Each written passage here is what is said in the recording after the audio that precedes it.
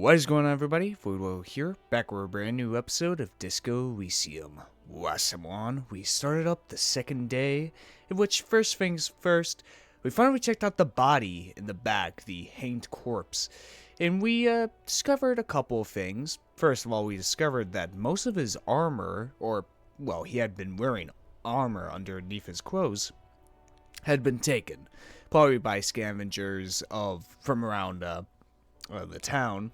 Except for his boots, since they're especially hard to get off, and one of our quests right now is to find one of those pieces of armor in order as for evidence.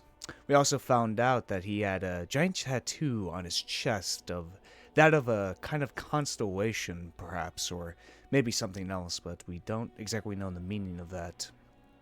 And we also talked to him, in a way, which was very interesting and weird, but we didn't get much information from that. It really is more of a self-projection from Harry, more than anything else. After that, we finally talked to the Hardies, the muscle of the Union, who was kind of overseen by the gardener, aka the Miss Warrior hired by the Union that we've heard so much about, which was quite a twist for us. But in talking with their big guy leader of the Hardies, we found out quite a bit. They first of all came up front about them murdering the guy out back, and kind of made sure to not pin it on one single person, just, throw the rest away. We also found out that there's actually an 8th Hardy member, who is a woman, which they're trying to keep away from us, keep it hidden, down low, aka she could possibly be the leader of this. Meanwhile, we were still investigating the drug trafficking organization going on within the Union. We tried to break it out of the racist lorry driver. Unfortunately, we couldn't due to some shitty rolls from my part. So unfortunately, we had to force it out of poor Tommy, one of the only, good-natured people around here, in order to give us her keys. We tracked her truck, found out that she had many different radio stations, which she probably communicated to for the drug trade. And we also found out that there was a bit of sandpaper on her brake, or was it throttle? Yeah, it was throttle. Which it probably means she was at the site of the murder, of the lynching, due to her odd soul on, being one of the footprints. And I was thinking, in between the episodes, when we talked to the Hardies, they mentioned a rape, right? They mentioned that, but they never dwelled on it too much. They wanted to sweep it under the rug, they made they misspoke about that, since they mentioned nothing about that ever again. Sure, they mentioned how the mercenary was Taiwanese, I think, or Simonese, I think it was, actually. Special ops. And how he was harassing other people, and that eventually escalated it to kill him. So that makes me think. I think the reason why the Hardies actually murdered this mercenary sent by Twin Pines was because this mercenary raped the 8th Hardy. I think that makes the most amount of sense. The Union is the type of organization to protect their own. They're a mafia crime organization, and rape is something to honestly kill somebody over. So that's very interesting. Now, this is only just a theory. I only got no evidence for this, but I feel like that's what this is going to lead to, honestly, that the Hardies was simply trying to protect their own, which, if that's the case, well, it's going to create some interesting moral problems for us. But yes, that's so far what I think of, and right now we're going to go back and report to Joyce, then confront the Hardies about this 8th Hardy boy and about the drug trade itself. So let's get right into it.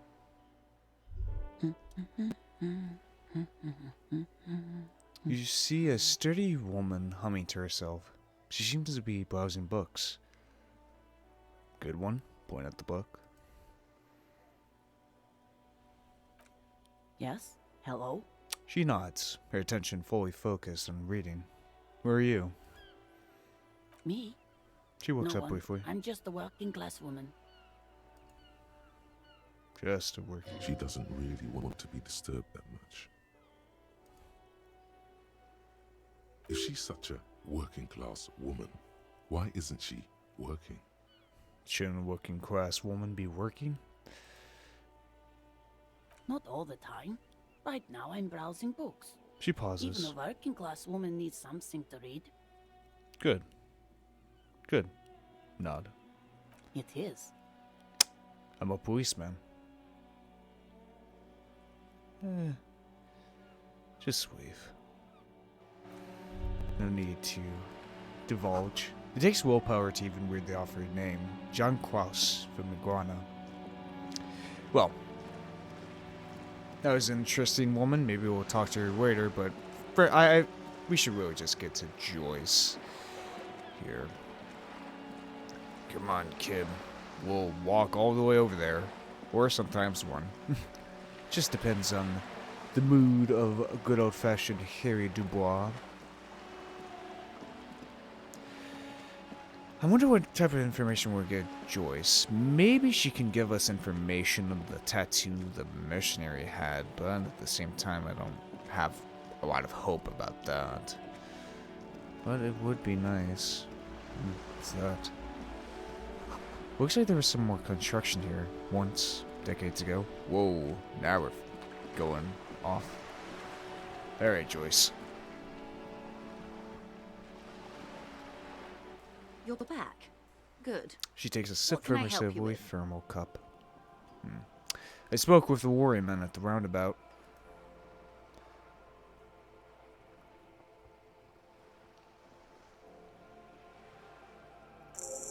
Yes, my eyes on the harbour have sent word to that effect. What have you discovered? Whoa, wait. Where exactly are these eyes located?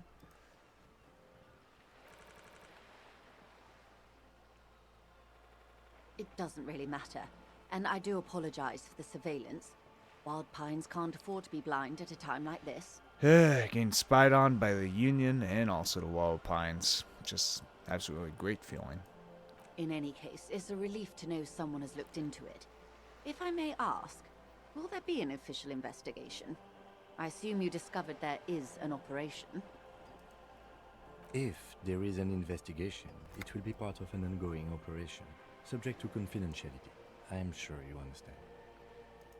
Of course, detectives. She says her In tone any more case, cautious you've held than up your end of our arrangement. I trust you with the rest. Now it's my turn. Okay. I wouldn't normally break protocol like this, but the situation demands it. If you don't solve this murder, I'm afraid we may have a bloodbath on our hands. Bloodbath, huh?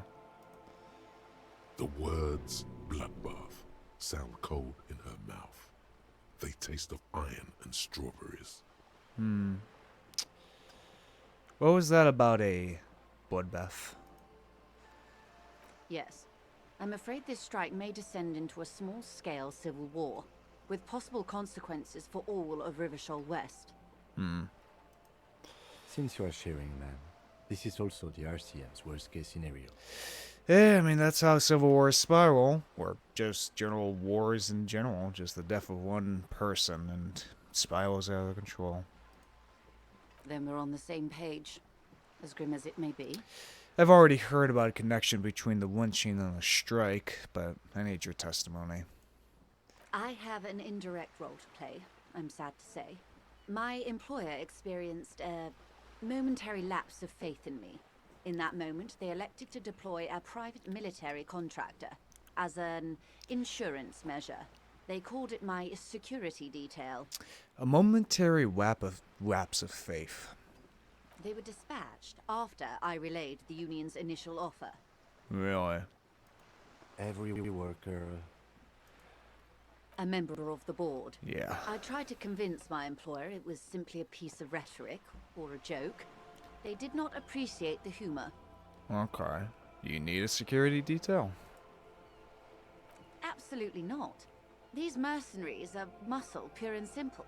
They are meant to intimidate the Union into surrendering. Well, yeah. Who are they, exactly? Crenell, An Oranese military company. As far as I know, 3 arrived in Martinez. They report to me sporadically, but they do not answer to me. To be frank, our relationship is deteriorating. Okay, that kind of winds up with what the Hardies told us, I think. They wear ceramic armor, have semi-automatic weapons, and years of combat experience. They also have trauma and stressor disorder, and no idea how to conduct themselves in an urban civilian environment. Trauma and stressor disorder, huh? Well, I guess that matches up with, once again, what the Hardies were telling us beforehand. Years of combat experience, yet this one mercenary was overwhelmed by 7 of them. So, Or what 8. happened? The story is, one of them, the Colonel, I don't know his real name, sexually assaulted a local woman while he was drunk and separated from his unit. This allowed some of the more militant Union members to subdue him. Yeah. He was taken out behind the whirling in rags and lynched last Sunday night. What then? Nothing. Mr. Clare refuses to let me into the harbor. I have not been able to discuss this matter with anyone there. The remaining 2 Crenell contractors carry out their orders, for now. For now. It's a smokescreen. In secret, they are conducting an independent military tribunal into the lynching. Once this investigation is concluded, executions will follow. So they want revenge, huh? Eye for an What eye. is the nature of this so-called investigation? Whether to execute one, some, or all of the Union militants. I have to say, this is not disco.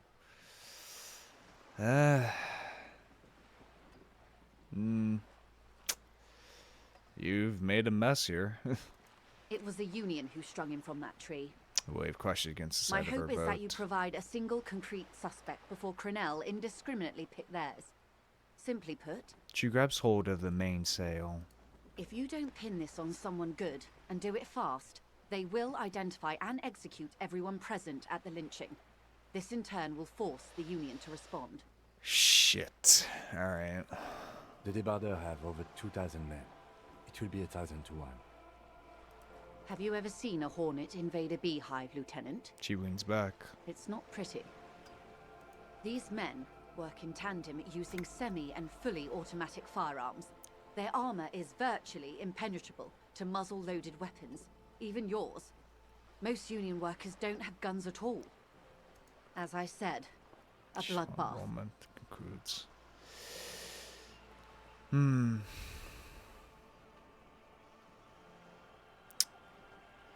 Isn't this a pretty bleak scenario you're describing? Many bleak scenarios have already come true. Jork said you eyes Nameless, down from the wind. badgeless detective of the citizens' militia. All we can do is keep the rest from going the same way. One single concrete suspect delivered into civil court, and I may be able to defuse this situation. He said the deceased assaulted a woman. Or he didn't. She tilts her head. This is information passed on to me from some teenagers loitering around the canal. I cannot testify by it.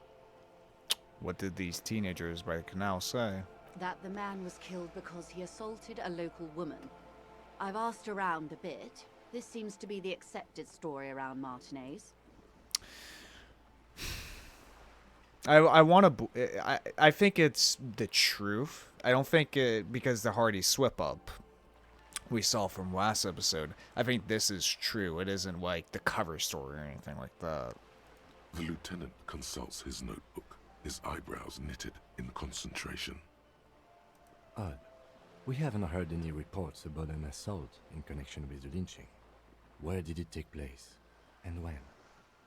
Last Sunday night, at the Whirling in Rags, the hostel by the gates.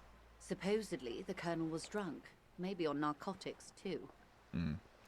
Either way, he's alleged to have sexually assaulted a woman. Sometime later, a group of dock workers got their hands on him. Before we continue on, I'd like to level up real quick one of my skills. What should I level up in my thought cabinet? Encyclopedia or visual calc. We really haven't been able to use anything with visual calculus. Maybe suggestion? Suggestion could be good. Rhetoric could be also nice. I'll go with maybe visual or maybe perception. You know what? I'll go for.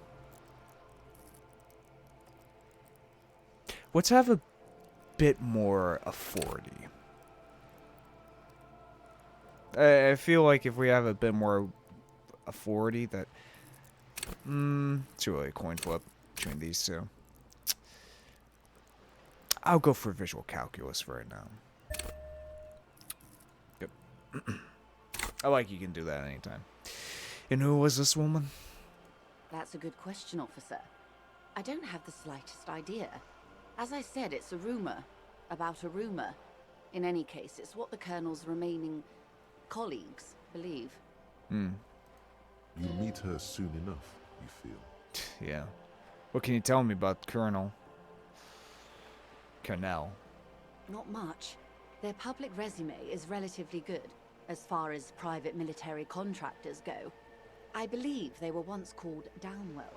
Downwell. They boast a long list of clients. Saint-Baptiste, Welchman Lorenz, Eintracht. A warning sign, however. The operations concerned all take place in third or fourth world countries. Guarding facilities, escort missions and such. Well established. Meaning they're used to operating in war zones. Yes. All the good conflict corridors, Supramundi, Yesut, the Seminese Islands, countries that don't have a good record reporting atrocious military conduct on their soil. Okay, anything else you got on them? Sadly, no. Before this happened, I had little interest in them. Now that I do, I don't have the resources. Gee, thanks. If you still have access to the ICP's database, you could run a better background check than I ever could. It may take some time, though. Gee, thanks. Do you know a lot about the inner workings of the RCM and the ICP, ma'am? In my line of work, it pays to do your research. I was prepared to deal with the RCM. I did not think I'd be dealing with a group like Crenell. Could you contact the company, tell them to call them off? I have. And they will. However, these orders take time to reach what is basically a rogue unit out in the field here. Until they do, it's all on us. So we got ourselves an Apocalypse Now situation, huh? Rogue unit. She's being truthful. She is pressing them as hard as she can. Makes sense. This colonel, the one who was hanged, did you know him? If you mean did I see him alive? Yes. But I did not know him. His name was... Lely. Wait. His service name. A nom de guerre, most likely. He wouldn't divulge his full name. Only one of them did. A bad sign if there ever was one. Tell me about the others first. One is a man. Corty, they call him. A nickname as well. The other a woman. Phyllis DePaul. Corty is the gunner, I believe. DePaul is a radio operator. Okay. What would you say was his eye color, the deceased? She closes her eyes, trying to picture the man's face, then shakes her head. I can't remember. There's a pang of regret in her voice. The lieutenant was testing her, asking a small detail first to see if she knew him better than she let on. She passed. Yeah? That's all right, man. Anything else? Nationality? What would you say was his age? He was 40. Or 50. It's hard to say which. He had a combat injury on his lower jaw. It made it difficult to estimate his age, or gauge his facial expressions. Lower jaw, huh? What else? Nationality? Accent? He was, Occidental, I think. Light brown hair, a mixed accent, Oranese, or Messinian, maybe. His injury gave him an accent all his own. In a way, it was humanizing. He had to learn to speak through it, through the injury. That's all I know, I guess. I only met him once. Where are the remaining two mercs now? They've gone to ground, as it were. I don't recommend seeking them out. She puts her foot on the For guardrail one, for balance. they're almost certainly armed to the teeth. They don't have the same respect for the Revachol citizens' militia as I do. To put it bluntly, they think you're vigilantes. Ghetto savages. It will not be a fruitful meeting. We still need to know where they are. You're likely to run into them eventually. When that happens, I'll be in a better position to mediate if I don't appear involved. Oh. Oh, hell yeah. +1, +1. Sent by the Pines, crows don't fit white. The big man, son of a bitch. Go for it. One is obviously the scab leader at the harbor gates. The one chanting the idiotic slogans. He's barely maintaining his disguise. Yeah, absolutely. The other has a vantage point in a building south of the roundabout. They were keeping tabs on you while you were canvassing the Lorringer rivers. One must be the goon in ill-fitting work clothes by the harbor gates. The scab leader. That may be so. She is poison I unperturbed. still hope you heed my advice. There's no need to kick the hornet's nest. For all your talk of averting this catastrophe, the situation at the gate is a powder keg. Does this not bother you? Thank God I turned down the vodka and the borscht. Of course it bothers me, Lieutenant. But my hands are tied. How would my employer react if it appeared I were intervening on behalf of the Union? Your concern may be appearances. Ours is keeping the peace. One is probably in a building overworking the roundabout, That would afford a good vantage point. she says. In any case, it's practically inaccessible. Where is your radio for contacting them, if I may ask? Do you have an earpiece? Heavens no. I'm not an undercover agent. There's a short wave at the ship's wheel. She nods towards the soup's cabin. And a question for you. I hope I can answer it better. How much time do we have? Until the executions start? Truthfully, I don't know. It depends on their progress identifying the members of the lynch mob, and their impatience. Well, the Hardies aren't exactly the quiet group. They don't report their progress to you? Not on this matter. I'm afraid they consider this a personal initiative. There's a brief silence. Seagulls squawk over the bay. Oh, how the Yumeneko cry. It's a matter of days, not weeks. It's enough for now. I am sorry to have been the bearer of bad news. If there is anything else I can help you with, please ask. I have a photo of the victim's tattoo. Show it to her. She reaches for the photo, takes it, then holds it in her hand. For about half a minute, in silence. It was taken with a Trigette not long ago. This is the man's upper body. There were no more markings on his hands or legs. Stay quiet. Observe the woman's expression. Her mouth is relaxed. The accordion lines near her mouth vanish. The pearls of her eyes move slowly on the photo's surface. What do you think? Sorry. She breaks her concentration. I was trying to see if I can read the web of interdependencies between these points. The stars. She points to one on the photo paper. I can't. But that's how you read this story. The points themselves don't have letters, numbers, anything. Their size, location on the body, and distance from each other tells you what they represent. Like stars in the sky. Close. She Port nods. cities. This is an Oronese map of the waterways.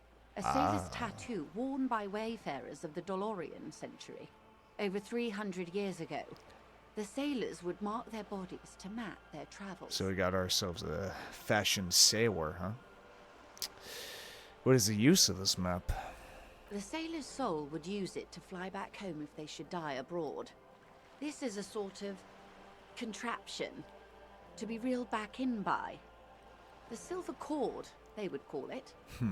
Take back to their hometown. Where is he now?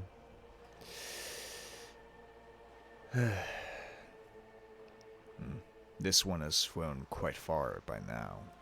I would say he's near the Arcade Islands by now, ready to exit the Insel Indian and into the Pale, if I've read his home address correctly. She smiles. What travels did the dead man make? Quite a few. Vredefort, the Oranese capital, traditionally stands on the right shoulder. She points to her own photo. He started somewhere near here, I think. What next?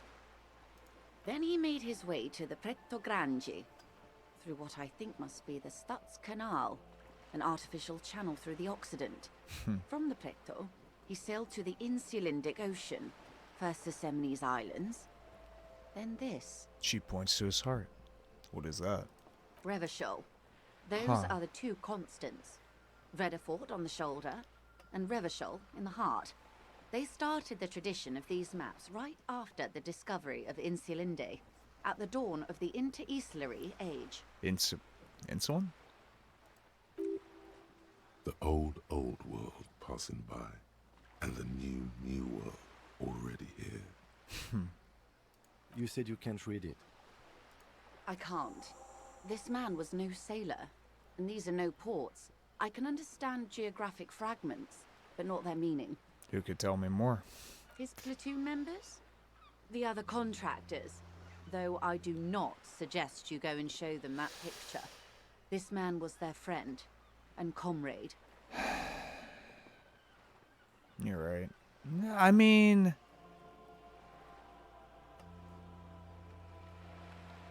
I need the information. Do what you have to do, Detective. I don't think deciphering that tattoo should come before public security. But if you should wade into the mob to find out, I couldn't stop you. We will be careful, ma'am. That's all for the tattoos. Thank you for your help. Is there anything else I can help you with? I think that's it. Okay, well... So we know the scab leader is there, and so is the radio operator, overlooking the whole roundabout, fortunately.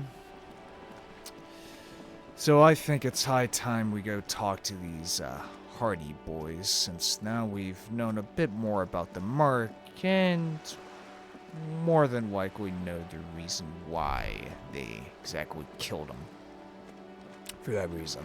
As I said before, it's more than likely, the mercenary assaulted the 8th Hardy member. More than likely, by any stretch of the imagination. So this is very interesting. I wonder who else we can talk to about these tattoos. That's another about the tattoos' possible meaning. Perhaps another... Could be interesting? We could tell the scab leader.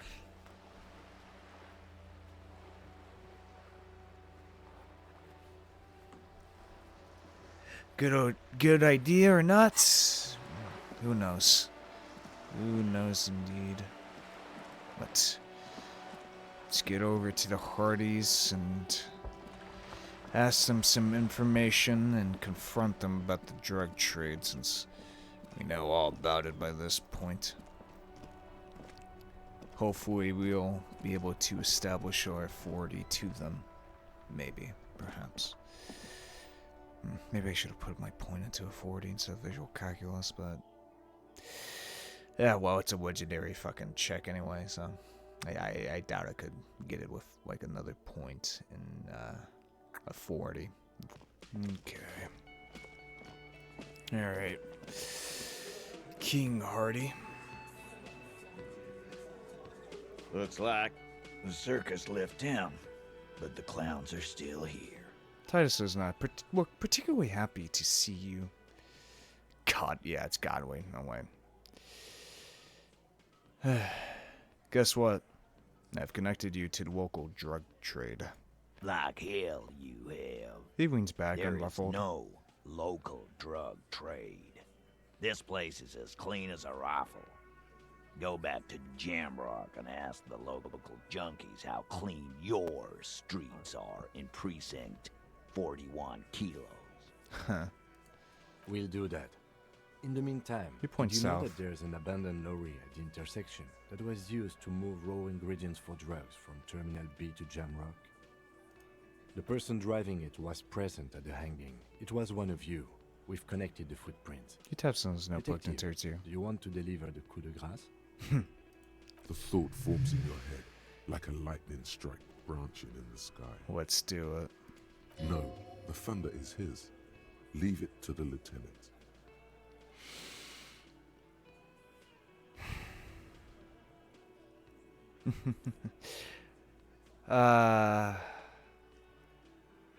Should I give it? You know what? I feel like him. No, do the honor. You've earned it, not the lieutenant. Thank you. He turns to the You're face right, man. Titus. There is no local drug trade because it's all controlled by you. You're the drug trade. That's a mighty interesting theory. He rubs his I jaw, guess smiling. that's what you would need to do, theoretically. A big, strong, state-run monopoly would outcompete the runts on the street. We could just have you throw you to the mercenaries, Titus. Yeah, man. Theoretically, that's what you would do. To get rid of the gangs, the dealers, even some of the junkies. You would need good, trustworthy people to take their place, of course. Hardy men to run such a monopoly. He For grins. the good of the community, of course. Yeah, keep telling yourself that. I know for a fact there's still plenty of drugs out there. No, there aren't. Some little shit and his dad are doing speed. Who fucking who? Stuff's probably from Jamrock. Little shit. That's Kuno in the yard. Whatever you've seen is peanuts. Look at the big picture, man. The place is a paradise. And all thanks to Hardy boys. Yeah. Theoretically, of course. We're just talking politics here. My answer to your drug accusation is, how dare you? Go fuck yourself. Not quite yet, Mr. Hardy. There were 8 sets of prints on the crime scene. There are only 7 Hardy boys here. The 8th Hardy, the ones who's missing. She runs the thing, right? My answer is, fuck off. He takes a step closer. Mind your own business. There is no 8th Hardy. I run this goddamn scene. Finally, you got something out of him. This could prove useful in the future. Yeah. And here we go. Back to the usual. The woman's size. I know. The little man raises his Fatty index finger walked on all excitedly. fours. He's so fucking fat he left 2 sets of footprints.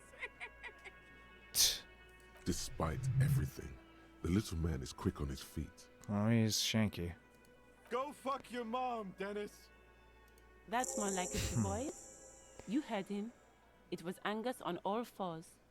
Anything else you need to know? I talked to Joyce. The merc you hanged. His friends are coming for you. Yeah, He doesn't seem my worried. friends. You mean his squad mates from Cronell? Wouldn't want to beat up his grandma.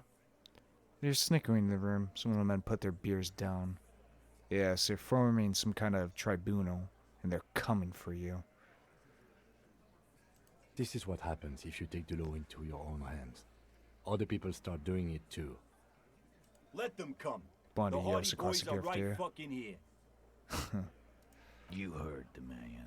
Right here. He points to We're the ground. armed. We got the whole district behind us. And Glenn. Glenn is fucking crazy. Yeah, you may act like big, tough men, but when you go up against actual special forces, I don't think you're going to be acting like this, Titus. Yeah, a well-oiled murder machine. He punches Blondie in the shoulder. This colonel is bad news, you know that, right? Joyce said they've gone rogue. Nobody is controlling them. Big fucking surprise. He They mutters. hire psycho scum, arm them to the teeth, and let them loose in the city. What do you think is gonna happen? This colonel is bad news, you know that, right? So are Wait, the beer. local gangs, the fucking Barmy Army, and the Madre scum. You've been out there. Seen any around? Yeah. Where are they now, huh? Point south. Send back to Madre in an airtight cargo crate. These people are trained military professionals. Special forces, as you said. They are not a gang or a barmy army. Yeah. No, they're not. They're uncoordinated and drunk. We know more about them than you think. You guys just got fucking lucky. That's it. The mercenaries are armed with automatic weapons. We got weapons of our own. We got Ister 50s, Zeelagers. Glenn's got a knock cannon at home. Cracks open his vest to give you a glimpse of his holster. Will they pure ceramic armor? I guess we're gonna see, aren't we? That was an unsure phrasing. See what? That they don't? Yeah, like you've been up against ceramic armor. Takes a sip of beer to bite his time. Tries to get the last word in. You haven't even seen the whole suit, right? I've seen the whole fucking thing, and it didn't make him immortal. Okay. Conclude with a What do you shrug. mean? Okay.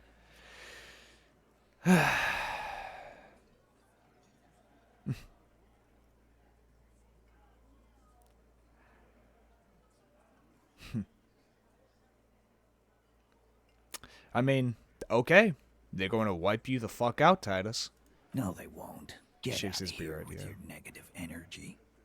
You are going to get massacred. All he means is that the situation is serious. No wonder you cops get shot to shit every day. Can't go to war with an attitude like that. Warned about the tribunal. Discuss 8th Hardy. I've already asked to corroborate. Confronts about drug trade. Ooh. We're so close on the 40. So close. I feel like if I put one more... Damn, if I did put one more point into that.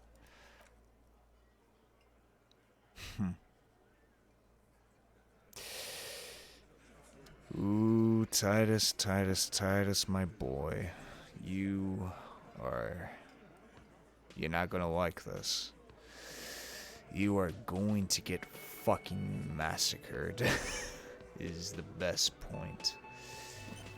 Just pure other massacredness. Well then, there is much other things to do then. Oh, hello, dear. I didn't notice you at first. The water walking canal is broken, so your husband is probably just stuck on the other side of the coast. Oh yeah. Oh my. What happened to the water lock? Yeah, probably just some technical problem. Well, whatever the cause, I'm thankful. To both of you. You've spared me another sleepless night. That's nice. You're welcome, ma'am. I hate to ask, but if your investigation takes you to the other side of the coast, please do keep an eye out for my husband. And if you see him, let him know Lena is waiting for him here at the Whirling. He gets so tangled up in his work that he may not know the water lock's been repaired. And it's cold out there. If I say I'm gonna let him know that you're here, when or if I get there. Oh, you're such a dear. Thank you, sweetie. That's all for now, man. Okay, let's check out the morale. So we'll get to him by Wednesday. One number, we have to wait for that. Close that, we have to wait. Oh yeah. We gotta confront Kuno about that. We could ask the scab leader about that. We gotta find one party piece. Try to get the body down. Put trolls on the explore. Find a way into the secret passage. Get 2 signatures for every warrant. Can't do that. Investigate apartment 10. I guess we could do apartment 10. Okay. Well, how about we try to get into the secret passage, eh? You see a heavy steel door with a prominent dimple lock. It's painted blue. Try to push on the The door. door does not budge. Touch the door. The cobalt blue surface feels rough to touch. The stainless steel door is flush with its frame on every side. Old cobalt paint, rough on the fingers. 40, 50 years since this was painted, maybe. Okay, well, let's go confront Kuno about the damn armor. Actually, does this guy have anything? Or is this just a random NPC? Seen you hanging around, buddy. Nope. Check out this orb, get a little bit more experience. Summer door closed for winter. Alright, well, let's go confront Kuno about the damn armor, see if we can locate the other, at least one other piece besides the boots on the guy. Now, confronting the scab leader, that's not the greatest thing, but we do need answers, and there's nothing else I can really do about that. Plus, I do need to level up in the 40.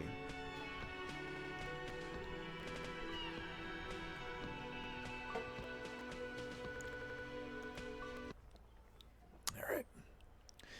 Kuno, you lying sack of shit. Why'd you lie to me, Kuno? Even though that's what you always do. Alright, Kuno.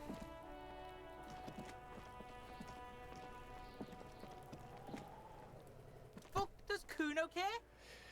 I talked to Manella about the armor. So? He raises an eyebrow, projecting aggressive indifference. He's told me you promised to sick the pigs on him. Yeah, so? Doesn't understand. Kuno did sick the pigs on him. Kuno's a man of his word. Kuno sent your fat ass running around like Jello! Uh-huh. Look, pig. He's Kuno always all sent you business. to rough some people up. Kuno played you. That happened. Now you and Kuno should move on. Good idea. Yes, let's move on. Yeah, that's what Kuno said. Don't be saying what Kuno said back to Kuno. Fruits Get of the Saints fuck here. out of here, Patterson Kuno. After this shit, you better have something real interesting to say if you want to stay in Kuno's face. Yeah, real interesting. Kuno, let's talk about your shack again. The fuck do you want with it? Good call, Pigmeister. Don't come and talk to Kuno about his kingdom. Kuno doesn't fucking care. Very, very interesting dialogue with you, as always, Kuno. Okay. This one's can't do much. Reality woke down. The Wasp Ball, we can't really do much about that. The badge, fuck knows what that's about. The armor. Yeah, we really got nothing else to do besides maybe investigate Department 10, but that's like all the way over there, and that's a bit of a walk. So you know what? Fuck it. Let me go confront the scab leader, which is who knows how this is gonna work, but it's gonna be one hell of a thing. But we need answers, damn it. Answers about this damn tattoo and about his true identity as one of the mercs. Probably took out some other poor dock worker in order to get his uniforms. Maybe we can talk to Eraserhead? Was that his name? I think Mercerhead or something. Something to that effect. Alright. Right to work! Right to work! Shame on you!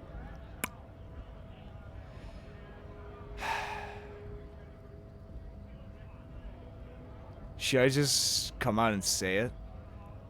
Or I don't want to just show him a picture of his dead friend, his like brother in arms. Are you a mercenary hired by Wild Pines? Hell no. I'm just an honest scab. I won't have talk like that around here. You understand? It just has to be said. That was not a convincing lie.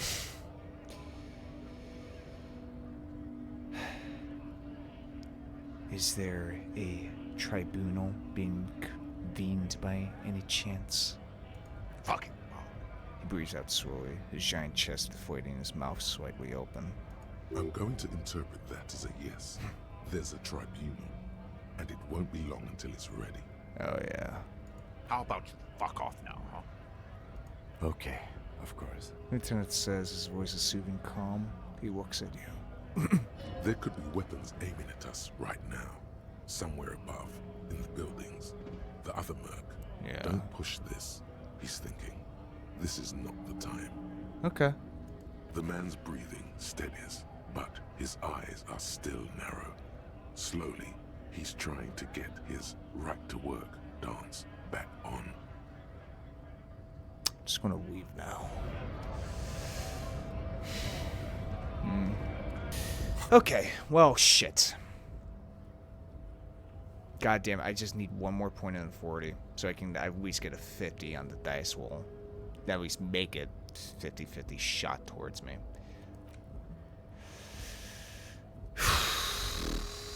God damn it, do I do this? Do I ask him about the damn tattoos? Fuck. Fuck. And I still haven't gotten a fucking map here. Ooh, set of tracks. Oh, that's right. That's set of tracks. Okay, well, how about we go investigate apartment 10? Back here, before I talk to the scab leader about the damn tattoos. So, let's go ahead and get on over there. Because there was a set of tracks right here.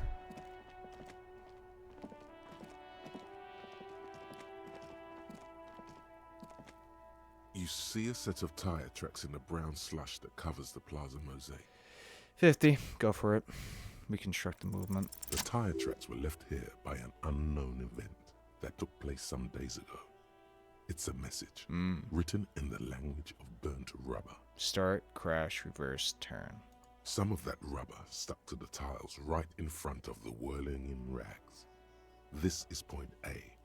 The driver started there, and then accelerated straight into the fence, left a hole big enough for the Franco-Nigerian cavalry, according to the cafeteria manager. Why that pang of guilt again? What happened next? The driver proceeded to back out of the yard, barely stopping before hitting the adjacent building. Before heading south. Must have been in a hurry. A car drove through the fence. You are correct. This is a rather motor carriage-friendly city. Somehow that makes you feel scared. You don't know why. Is this connected to the case? I'm not sure. There are plenty of traffic accidents waiting to happen in Martinez. With the jam right here on the roundabout, I would keep them separate. You could follow the track south. There seems to be a canal there. See where they went. If you find the time. I think I got it. Well, I mean, we did see that billboard down at the canal, and it seemed like an accident. So the track went down here. Well, anyway, let's go to the apartment 10 and the damn place, so we can figure that out. Book is titled "Man of Heimdall and the Wildfire." I just need to get Titus to back down. I just need 1 point. 1 point in a 40. I should have put it into a 40, but I wouldn't have gotten that visual calculus thing, so. You know, you take some, you lose some. What can you do? Okay, also it seems like I can double click in order to move faster, which is nice. Alright. Let's get on over here. Okay, now apartment 10 should be this one. You hear someone walking around inside, rearranging the furniture. The number on the panel says 10. This apartment's supposed to be empty. Did you break in here? Excuse me? Of course not. There's no sweet talking your way in there. Be official. Okay. You have plenty of reason to enter. I don't need a warrant if I suspect there's been a break-in. Oh, come on. There's a pause before you hear the door being unlocked. Well, that was easy. Sure is. That was smart. Lieutenant says, nodding towards the unlocked door.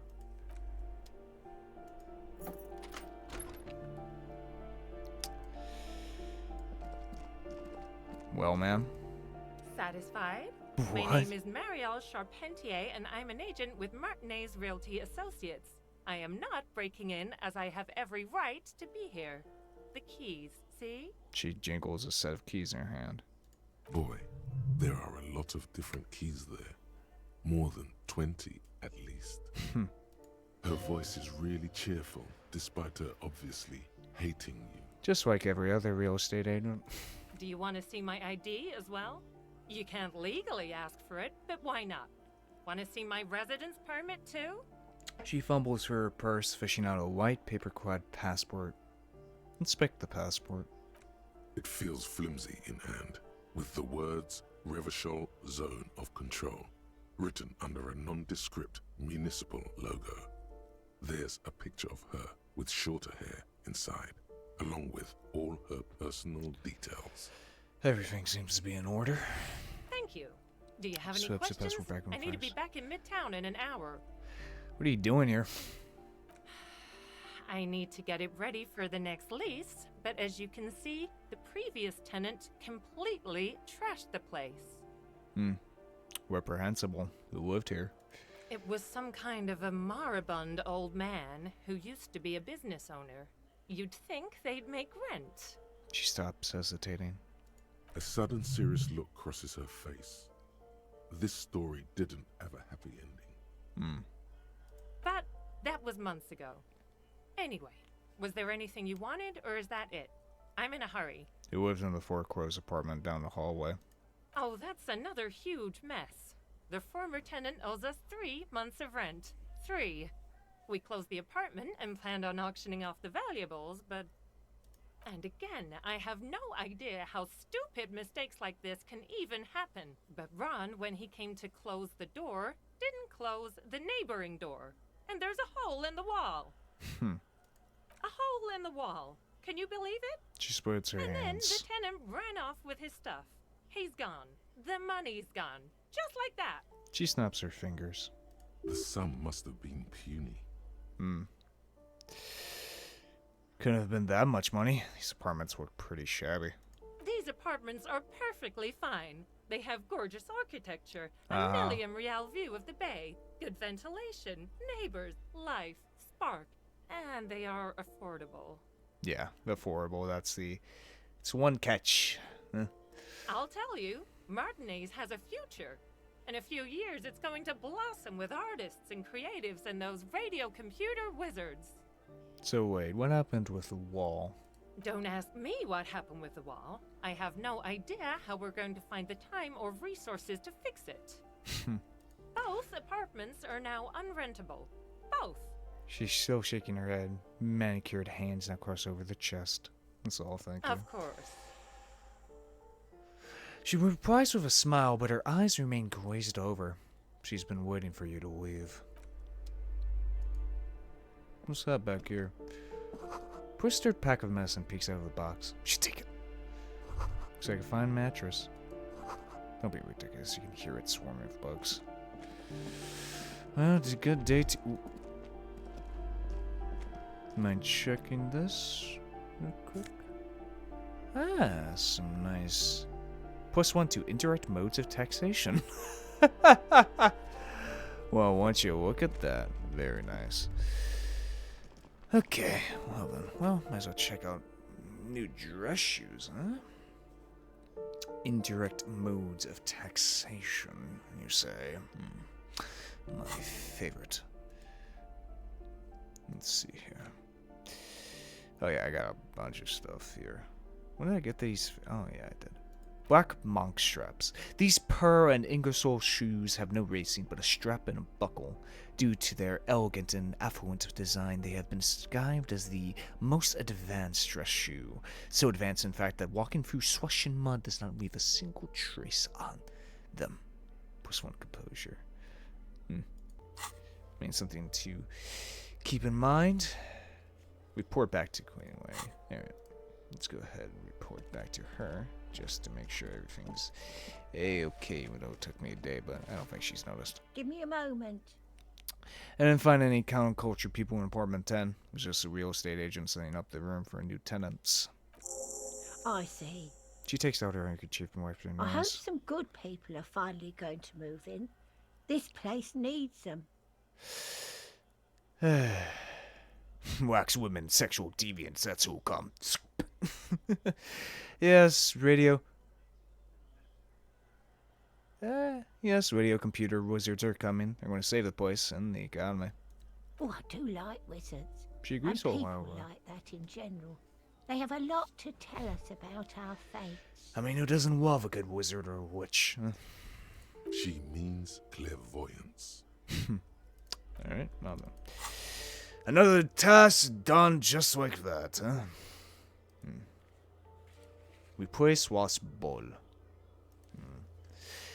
How are we doing on the old XP? Fucking close. Fucking close is what. Okay. Alright. What is another test we can do right now that's like by us? Unfortunately, I don't think we can do any of these. Can't do the smoker. Ooh. Let's see. And once, well, we're not going to do that for another, probably next episode, actually. Can do that. Now, replacing the wasp bowl is going to be tricky, honestly. Morale, Titus, victim's tattoos. Getting the body down, find one piece of armor. I'm going to have to find someone who knows something about those damn tattoos. That isn't just a 5-pointed star. It's an inverted white pentagram cradled in a wreath of antlers. The iconography of communism, in other words. Inspect the symbol closer. The star and antlers was developed in the 6th decade of the last century and quickly adopted by Mezov and the communards during the revolution. Ah. Even today, half a century after, the star and antlers retains the ability to evoke hope, disappointment, and fear in equal measure.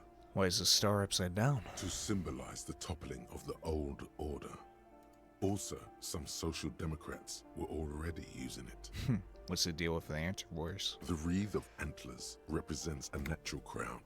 It was about building a society that could exist in accord with the natural world, and at the same time above it. Why white? Because white is the color of peace. What does it evoke in me? Smug superiority, aesthetic musings. The triumph of capital is undeniable.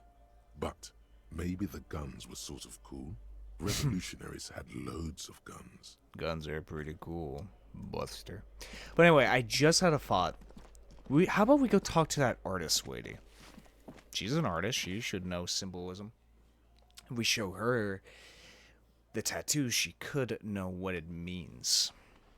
Don't think she'll be very cooperative, but hey, it's someone we can talk to besides a mercenary themselves. Hello again, officers. Have you come to admire my mural? So you won't talk about the murder, but maybe you can... Or... Is that bed in the coal room yours? Ooh. Not only have you found my address, you've discovered my biggest secret. I'm a coal miner. She does have eyes that seem to be smeared with coal. It's not the nicest place, but I guess it'll have to do. It doesn't have to do anything at all. Nothing does. She looks at Like paint trimmed me. down wall. Right now, I'm doing nothing at all. Don't you have a real home? Does anyone in a city like this? She replies wistfully, looking around. Cool. I have other questions. Shoot, Piggy. It's what you do, isn't it? Alright. What do I care about some fucking tin eggshells? Isn't armor art for the body? Ugh, alright. Sad Piggy. I'll give you this one. I saw a little girl in the fishing village running around with military-grade handwear. Look cute as hell. Okay, so in the fishing village once more. If you haven't been there, the village is a shithole down the coast from the main plaza. She waves her hand in Have a general good westward time. direction. And there's a little girl wearing the gloves there. No. That's all the snitching Cindy the Skull does for today. Actually, I don't even know why I told you what I just told you. I have a weakness for animals. It's the animal thing again. Damn it. She looks at you a little sad, suddenly. Or a weakness for police officers, miss. Makes no sense. Thank you either way. Well, at least we know one of the pieces of armor at least, so. Cha-ching, Buster. But unfortunately, once again, the damn canal. Ugh. It's always that damn canal that we have to deal with. Right then. Find the armored gloves. Fishing village. Titus. Victim's tattoos. Getting the body down. Maybe Rick would know about, or was it Rick? Who's the bird nest guy? Worry. His name was Worry. Maybe he knows something about the damn things.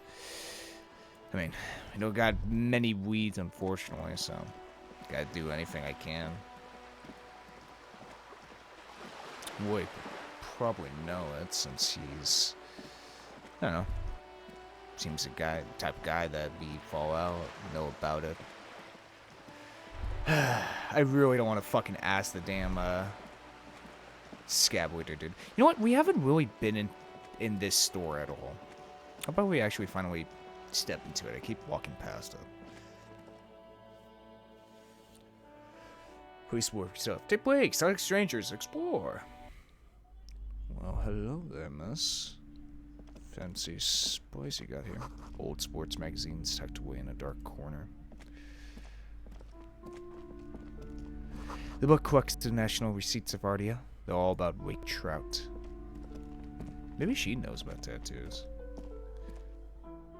Welcome to Crime, Romance, and Biographies of Famous People.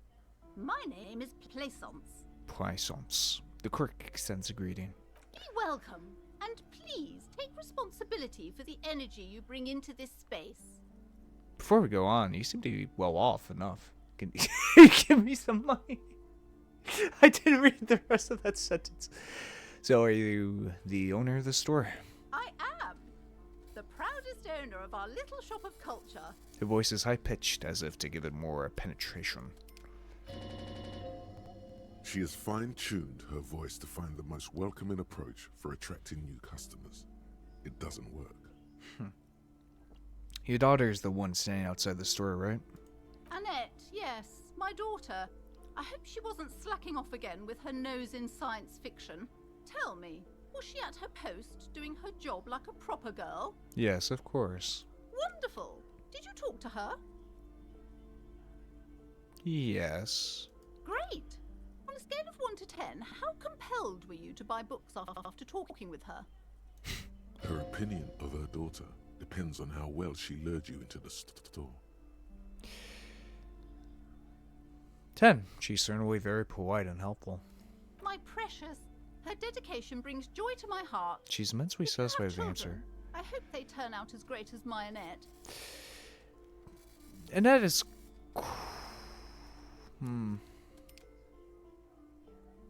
All this pressure has made her really anxious. You know she's been chewing her nails. God. I've told her not to do that. It's such a disgusting habit. Her voice is She'll firm. get over it. Anxiety is a part of life. A part of hers, too, clearly. I don't think she can do anything about it. She can, if she has enough willpower. This is what's called growing pains. Life isn't easy.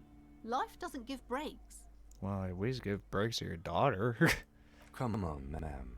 It's obvious she can't do anything about it. You are placing an unnecessary burden on a young child. That is true, and obviously the will of the market. And I usually... That is true, and obviously the will of the market, but maybe make an exception for your daughter? She stands stiff and severe, silently fuming. 10 or so seconds pass without change. This is a person coming to terms with a new reality. Yeah. One where they are wrong. It's not easy. She's looking for one, but there simply aren't any good arguments for being an asshole. Yeah. Oh no. So she shakes her Hold sharply. on. I need We're to just invite walking. her inside and apologize. She must be freezing out there. There. She I returns don't with know a what nod. to say to you. My husband, he tries to teach me business lessons. I have what my mother called a dull mind. She All this stops, stress. but her mouth keeps moving. Well then, wow. It sounds like both the husband and the mother treat her the way she treats Annette. You liken that to your husband and your mother. Oh. She knows she's a very Well, nervous way. my mother was horrible, of course. Absolutely perverse energies around that person. But my husband, She shakes her head. My husband is completely different, of course. Is she an only child? yes, I'm afraid so. A real treat she is. It would be nice if she had... She pauses No, for a second. we couldn't have afforded more children, really. Not in this economy. Damn, Marco. A glimmer of sadness blinks through the well-crafted exterior. Of course, yes, this economy. Exactly. Grease whole way. She told me she doesn't go to school anymore. She's been too busy helping me here. So she studied at home this trimester. This is a temporary solution, of course. Price them nods. I assure you, I of all people understand the importance of education. She will be back in school the moment the store takes off. Store takes off, huh? And hell freezes over? Never mind. It's not a good topic to get into. Is his husband Annette's father? Yes, my husband is a successful entrepreneur east of the river. If only he were more involved in the business we're running up here. No matter. She Soon says we'll both grimly. be off for Grand Couronne. Wait, Grand Couronne? What's that? It's a proper place to live. One of the most peaceful neighborhoods east of Jamrock. You may know it for its massive housing projects. Most of the buildings are empty at the moment. It's Smiles a great wide. opportunity to get ahead of the crowds. Better times ahead for sure. Gotta hope for something. And your husband's also involved with the bookstore. He made the initial investment. Since then, he's been what you might call a silent partner. Really not invested in it. Super silent. Almost inaudibly so. Alright, I had something else in mind. The woman looks aloof. Her features much softer. Occasionally she glances at her daughter's silhouette. What if I want to buy a book? Then why are you talking to me? Everything is on the shelves to browse. Don't you feel compelled to buy anything? She fiddles with her pendant and waves her See bony those shelves fingers there? over you. Go. Be drawn. So what types of books do you have? Everything is on the shelves. Take a look yourself. She knows The her shelves glasses. compel you, don't they? She's attempting to mentally direct you towards the shelves. She only wants you to buy the goods. She doesn't care about the books. Do you even know what books you have for sale? Truth be told, not Shelves. really. My sister brings in most of the goods. I'm sure it's all very literary stuff with well-written prose. Did you just open up a... Well, I guess her husband put in the investment. Like, maybe she's just been left with it. And her husband has been off doing something. But you don't learn about the important things in life from fabricated stories. Wait, shouldn't a storekeeper know about her wares? I provide a valuable service. As long as people buy books, I'm fine. She wiggles her bony fingers at you. What are you worrying about the important things, then? The truth is available if you just know where to look. And you have to open and free your mind to understand. She nods at you cryptic way. Alright, I'll take a look She then. smiles and nods, seemingly relieved. Farewell for now, book peddler. Let's hope there's a book on fucking tattoos or maps or constellations. Astronomy. Whatever else. The display rack is brimming with worn paperbacks featuring an extremely muscular, sword-wielding barbarian on the cover. Nearly all the titles contain the word Heimdall somewhere. Wow, more Heimdall. I want to say Heimdall, but it's Heimdall. Mountains of it. Heroic quantities of Heimdall. Roy's puny shirt is nothing compared to the real deal. Look through the display of books. Rows and rows of Heimdallamen blur your vision. You make out some titles. Man from Heimdall and the Mammoth Riders. Man from Heimdall. Return to Heimdall. And the solipsistic, Man from Heimdall and the Heimdall Man. Fucking Heimdall, man. Good God, how many are there? Maybe 100. Man from Heimdall and the sages at the end of the world. Man from Heimdall and the false god. That's a good title. Man from Heimdall and the scorched earth. I sense a pattern Man here. from Heimdall, the Heimdall colonies. Man from Heimdall and the swamp beast. Yeah? Man from Heimdall and the snow crabs. Can Willie come up with a better title? Is that all? Not even close. Man from Heimdall in hell. In hell? Man from Heimdall and the forest of slaves. Yep. Man from Heimdall under the lake. Yep. Man from Heimdall. Heimdall burning. Yep. There's even The Trial of Death, a pastoral combat game book set in the world of Heimdall Man, and so much more. Pain threshold. Wave. Well, that's one shelf. Let's go through this one. A small mountain of colorful board game boxes. There are numerous types of games for all ages. A lot of shelf space seems to be taken up by Wirral-related merchandise. Storekeep, what board games do you have here? Wonderful board games, sir. The Viticulturist is a classic for sure, or perhaps you'd like Archipelagos of Insulinda, a very educational game for those interested in geography. Geography, yeah. Raubritter is a fun game of economic competition, but can get quite intense after a while. We have games for the whole family. You can play with your children. Who are you going to play board games with? Do you have friends or family? Do I have friends? Look at the lieutenant. Are you actually friends? Or just colleagues thrown together by circumstance? I don't feel as if I have any kids. Friends are technically like family. She fiddles with her pendant thinking. For playing with friends, I'd recommend Suzerainty. It's a civilization building game where you build a civilization, then set off to brutally colonize and repress other civilizations. My favorite game. It'll cost 12 real. So what about all these, whirl things? Lousy auras there. She shudders. No, role-playing games are popular among those types. You know, who are into those kind of things. Personally, I don't like it. Not at all. Too much demon slaying, good old-fashioned, I don't know, Wevichal and revenants.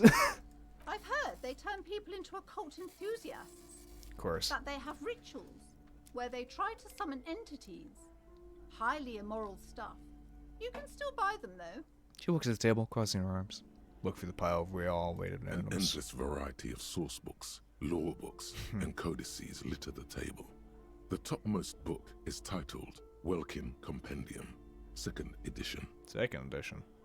There's also a large hardbound tome with intricate cover art, The Hunters of Katawak, Boreal Creature Compendium, and a Pick Your Path adventure game book titled Tales of Wirral, Cavern of Velkrag.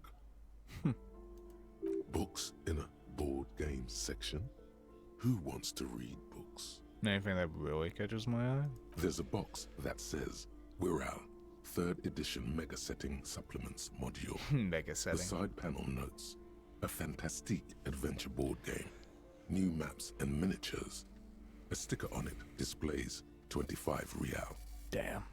That price is steep, but then it's the 3rd edition Mega Setting Supplement. That's true. So it makes sense. Don't have the money for it yet. I'll buy it.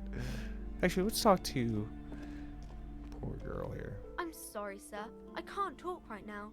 I'm very busy with my homework. I have so much homework now. You just can't win. Yeah. Out of the rain and into the gutter. What are you doing now? Math. It's She looks into really your difficult. interpretation. Like, really. They say you need it to get rich. Better than standing outside in the cold, I guess. Poor Annette. Oh, I found something while you were away. What is it? I thought this would fit you. Oh. Like, thanks for helping out. Not me. The city, I mean.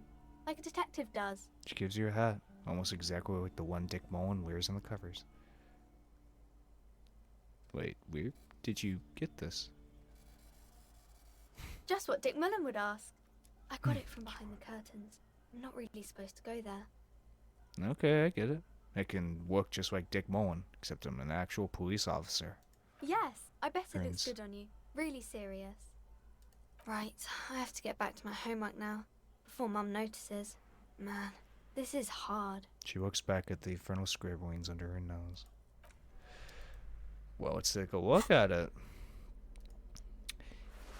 If anything, this wide-rimmed hat looks even better than the hat Dick Mullen wears. Dick Mullen is stupid and not even real. You're real. Your brain is real. Your real brain is inside the hat.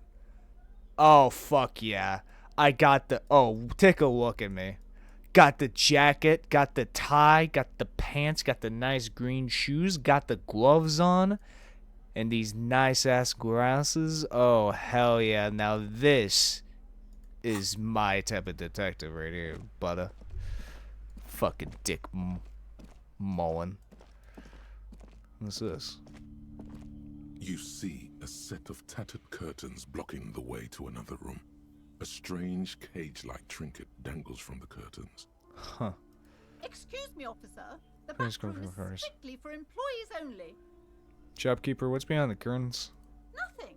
Now please go back to browsing the books. She fills her Don't pendant. you feel compelled to look at the books? The books are all you care about. What the hell's... She speaks almost as if she's trying to put a spell on you, urging you to buy more books. Yeah. Oddly enough, the more she tries to draw you away from the curtains, the more alluring they become. Examine the strange cage-like trinket. You see some kind of charm, an irregular polyhedron assembled from bones, sticks, and straw. What the Inside, fuck? a disturbing fish head with empty eye sockets stares at you. This is a traditional Seminese ward, meant to provide protection against ill luck, bad dreams, curses, and other supernatural scourges. And who are the Seminese? Inhabitants of Ile de Fantôme, the Seminide Islands down south. Aside from poking at it suspiciously, there is nothing else to do with the fish head charm at this time. The curtains remain shut before you. Ignore the curtains for now. For right now, at least. Don't want to cause trouble here. I want to at least find a book on tattoos. These shelves are overburdened with books from the same series. You see the name Dick Mullen over and over. Oh boy. A couple of spook novels hide amidst all the detective books. Thrilling tales of spycraft and daring do. Storekeep, what's all this crime fiction? Oh, crime, robberies, murders. She was your voice. Even sexual crimes. We're fortunate to have Dick Mullen and his stories to sort all that out. You're a police officer, apparently. You should buy all of these. They really do teach a person how to be a proper detective. If we couldn't learn anything. Note, reading about Dick Mullen would not actually make you a better detective. Thank you, Logic. Look for the display of books. Crime fiction is a disgrace. An asinine misrepresentation of the physical attributes of the arduous everyday work of actual police officers. Damn right. These books greatly overstate the excitement of police work, glossing over how long it takes to actually follow up on leads and eliminate dead ends. What's more, they completely ignore the psychological hardships of year after year coming into contact with people during the worst days of their lives. Not a single mention of all the stress this work creates upon the officer's family. Detective fiction just doesn't tell the truth at all. Now, would you like a list of all the books found on the shelf? Sure thing. You see Dick Mullen on the job. Get Me Mullen. The Stalwart Adventures of Richard P. Mullen. Dick Mullen and the Murder in the Orchard. The Sordid Affair of Dick Mullen. You know what? At least has variety within its titles. A killing is declared. Dick Mullen in the Murder House. The Final Case of Dick Mullen. Yeah. An obvious lie. Dick Mullen in the Clock Tower.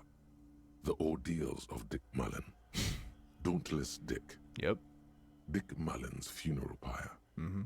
The Murder of Dick Mullen. Are there any more? Yes. There's also The Dame Who Did It. Yep. Farewell, My Mullen. Faking death seems to be a common trope in the Mullen series. The morbid tales of Dick Mullen. Yep. A dark tide turns. Foreboding. Tragedy calls for Dick Mullen. Jesus. Another one with fake death. It's free. And, of course, Dick Mullen, the murderer. Of course. In order to catch a murderer, Dick Mullen must become the murderer.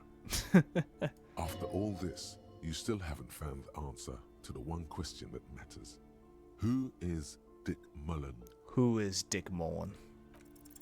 Your quick eye notices a small caterpillar crawling across the spine of a book. Ooh. The title reads, Dick Mullen and the Mistaken Identity. What do we have here?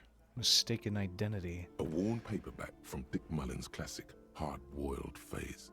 The premise seems to be that Dick Mullen is framed for the murder of his best friend and has just a few days to prove his innocence. What does this speak to me? Could it be the motifs of unstable identities and shocking betrayals? No, it's got to be something else. Perhaps you're drawn to the dark and noirish atmosphere. No, that's not it either. Is it because the smoking dame in the slinky red dress on the cover is giving you a hard-on? What? No, that's not what's happening. No. Yes, it is. The Shut up! bulge in your pants is embarrassingly obvious. Relax. It's not that bad. Also, this means your blood flow is returning to normal. Good news, really. Yeah, it is. Something the matter, detective? Nope, all good here. Casually adjust your pants. The lieutenant nods. You think you detect the faintest trace of a grin on his face, but you can't say for certain. Oh, we're all good here, Kim. You know, the Dan Jet. Great picture book pusher. Very powerful. It's a tome of fascist magic by the Candid. The plaque on the shelf reads, Biographies of Famous People. You see a large variety of names, none of which ring a bell. Storekeep. Any of note in the shelf? I would say the greatest innocence. Yes, most certainly. It's an important educational tool, delving into the depths of history, religion, and their relation to innocentic power. Who or what is an innocence? A very influential historical figure. But surely I don't have to tell you that. She waves her hand as pressing inside the and pod. law officers have at least some education. The book is also very daring. The author aims to re-examine the universal understandings of the innocentic system, creating a fresh vantage point and a shift in the tired order of things. So you recommend it? Certainly. It's prudent for a person to have at least an elementary understanding of history and society. Imagine the chaos we'd be in otherwise. Huh. You feel like you should get this one. Definitely. It's important somehow. There's something personal inside. It's only $4. Look through the display Browsing books. through all the books with all their names makes your head spin. None of these seem important or relevant. It's all just vapid egoism. Suddenly, a particularly odd title catches your eye. It reads, High-Speed Love, the tragic true love story of Jacob Irv and Alfie Delatraz, by one Cecilia Averbrook. What's it about? High-Speed Love chronicles the romance between two of the finest tip-top tourney racers in history. One of them is the madcap driver, Jacob Irv. His blonde mane graces the cover. Next to Irv's life story, you see a slim biography of an Occidental rock star called the Anti-Star. He's famous for shooting morphine into one of his eyeballs and cocaine into the other. Damn. Next to that, Rivasholian radio personality Guillaume Bevy stands in front of a rundown drug den. He's a permanent fixture on Channel 8, reporting on real-life crime and ruining cops' days. I really must insist you buy one of the books. You're totally Reading shocking. them is not for free. Do still browse though, but not too long. She understands she has erred against the customer. Yeah. Immediately corrects course. I'm sorry, I did not mean to rush you. You are browsing. Go ahead. Take your time. Time is commerce. Yes, indeed. Oh wait, maps. Several maps have been attached to a bulletin board hidden inside the alcove. They're held up by small pins. The board has come loose from one corner. The maps look old and faded. Your eye catches a map of Insulinda, a map of Revachol, and a map of Martinez.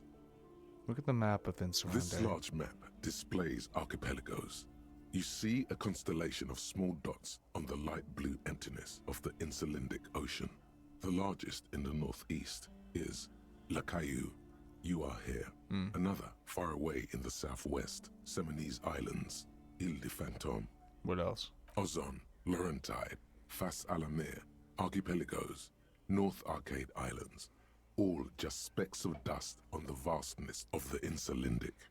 On the edges of the map, the color fades into a blur of dotted lines, black and white, disintegrating into mathematics.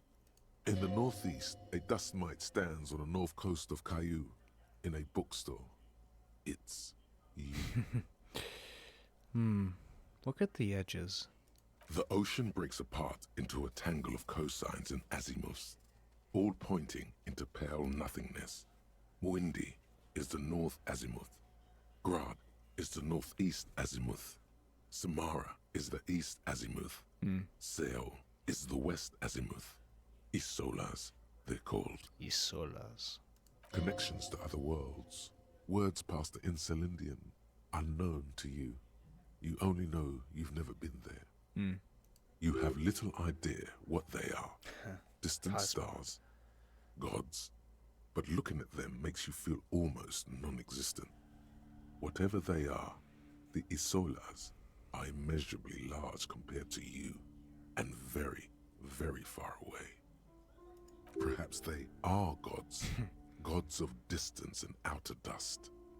Look at the map of Martinez. It's not really a map. It's a tourist thing. A picture postcard with buildings on it, drawn from an isometric perspective. A date in the upper right corner says 48. Still, it's detailed. Could be pretty useful for scouting ahead. You see the jagged boxes of an industrial harbor, even the whirling in rags there. Look at the map of Revachol. The north coast of a verdant island is shattered by the delta of a river. It is the River Esperance. Countless bridges put the shards back together, connecting city blocks to river islands. La Delta says a great artificial heart in the center, teeming with life forms and construction. To the east, rolling hillsides, Le Jardin, Stella Marie, the suburbs of Saint-Baptiste, swallowed up into the megacity. They sound rich to you. This is Revachol East. And west of the river? Houdon. It's somewhere to live. Not bad. Then there's Jamrock. Yeah. It's bad. People shouldn't live there, but they do. Then Forberg. It's almost as bad, and much larger. Then Coal City. It's the worst. What hell of a class divide, huh? And Martinez? It's so small you can't even see it on the map. No, wait. There it is. North of Jamrock. The strip of coast next to the Greater Revachol Industrial Harbor. It looks downright despondent. It's almost Coal City, to be honest. Coal City. No, this is somewhere to be. This is all you have. But it's still something. Streets and sodium lights, the sky, the world. You're still alive. Storekeep, can I buy these maps? I'm sorry, officer. The map of Martinez is the only one available. The other two are not for sale anymore. And besides, you could scarcely afford them. They're quite valuable, though they might not look it. The map of Martinez is 90 cents, though. Why is the one of Martinez so cheap? That old thing. It's an out-of-date map of a tourist location that never was nor came to be. From when some design studio people tried to spruce the place up 4 or 5 years ago. They also renovated the horse statue, set up those coin-operated viewers, and designed the new street lamps. The place does not look like a successful tourist trap, does it? What happened then? They didn't get that far. For some reason. Steal it instead. A shame the project never got going. Would be nice if someone fixed Martinez up. All these ruins are bad for business. I mean, it's 90 cents. I'll buy it. Always good to be informed of your surroundings. Yeah. Alright, now that we finally have a fucking map of it, there all this time. Worn and torn map of the Marnaise area, dating from 48. Title on top of weeds. Bevenal Levachol. It's a bit out of date, as it was originally created by a design studio in a failed attempt to spruce up Marnaise and turn it into a fancy The worn map tourist. features the patchwork grid of the streets of Martinaise, with directions to appropriately touristy locations. Year 48 resides on the upper right corner. Here's the path through the grid. Your finger moves through the various streets, across Rue de Saint-Ghislain and Rue Saint-Sipar, over Saint-Brun and Martinaise North. Finally, coming to a halt on the spot where you are currently standing, although the map gives no such indication itself. For a more detailed view of the map, go to your journal and select the map tab. Well, let's take a look at my map finally, after all this time. Yeah, this looks nice. Fishermen's shacks. So we can click and see who is who. Racist, cargo, Renee, all the big things we could do. Okay, well, one last bookshelf. Still nothing on tattoos. Another Boinbook, just discarded here. This bookstore is not strictly about crime, romance, and biographies of famous people. There's also a wide range of paranatural literature. Storekeep, what books are these? Sir, please, no browsing in that shelf. She knows her That eyes. wisdom is not for free. I can't have you end up, like, opening a police store next door and stealing my customers. Oh no! Look through the shelf. Amidst the various books, you find one written by someone named Matthias W. Dundas. It's about wholeness, unity, balance. Huh.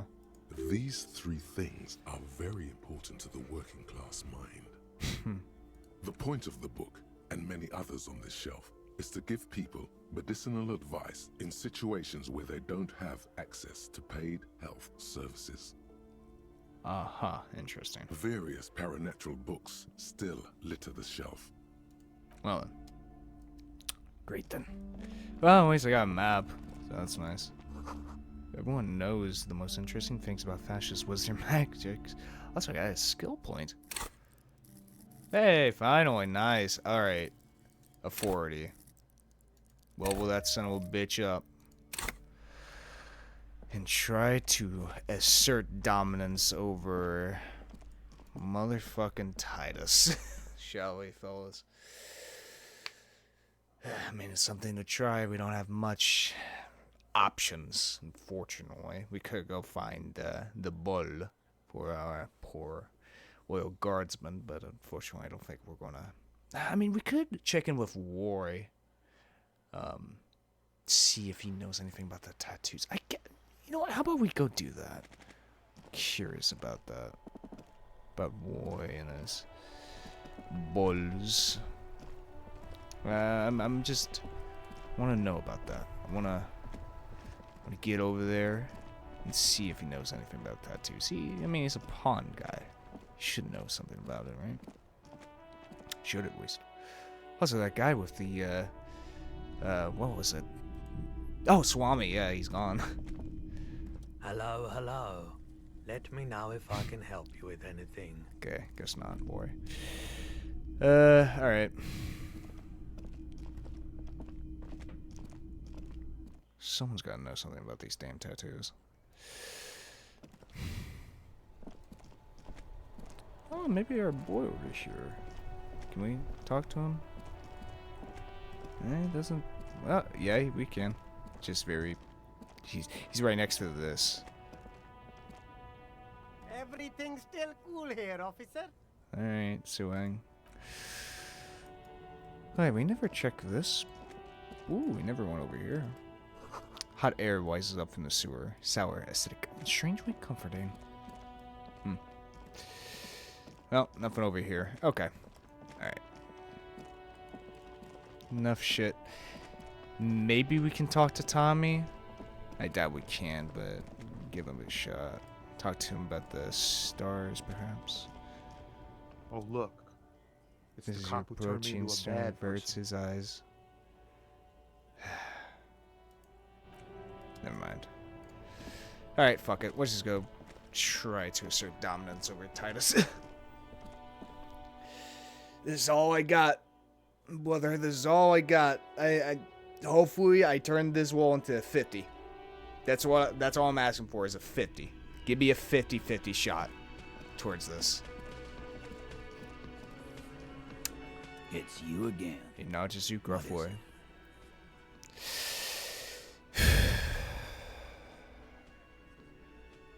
58. 58. I've been doing good on walls today. Give me this one. This is the most important one, game. Establish authority. Fuck. Yes. Authority. God damn it. Feverish thoughts race through your mind.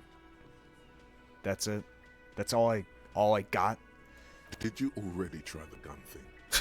I hear that the gun thing is excellent and has great results.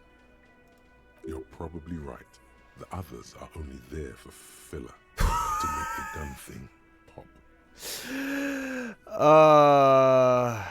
Kim, I need you.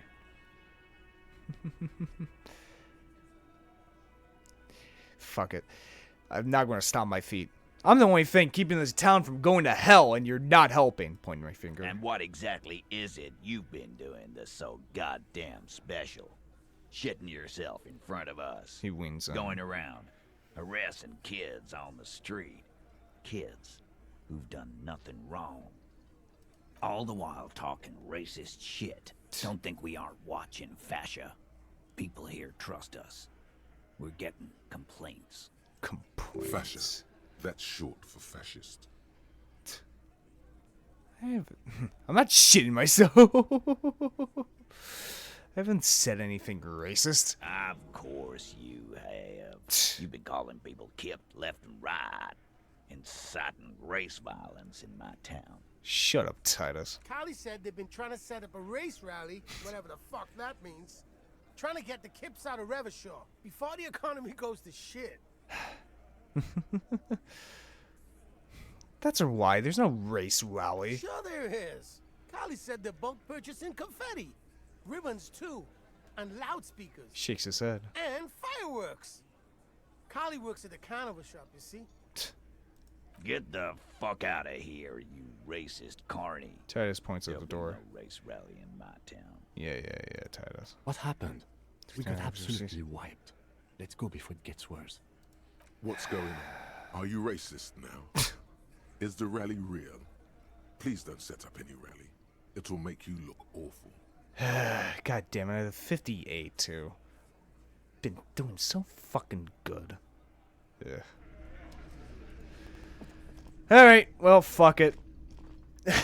Shit. Is there anything else I could do besides...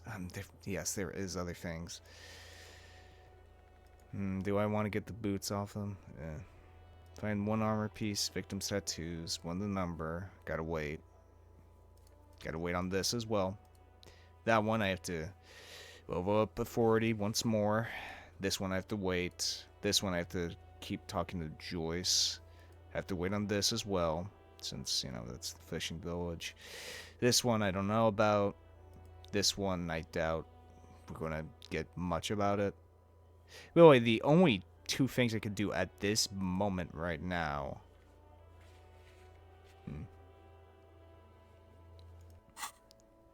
What? Yeah, let me talk to Kim about the pissing competition. Yes. Alright, nothing.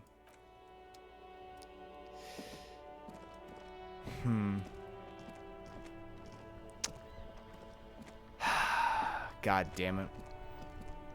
God damn it. You know what? Let me fucking prove my morale. So I don't come in there. Oh boy.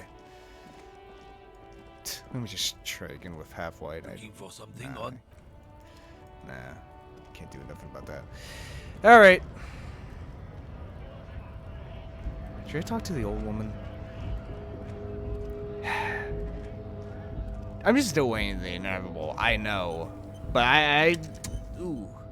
Hey, autosave. I was going to autosave anyway before talking to the scab leader. But, oh, god damn, I have such a bad feeling about this, but I can't fucking think of any... God damn, son of a bitch. There's gotta be... something...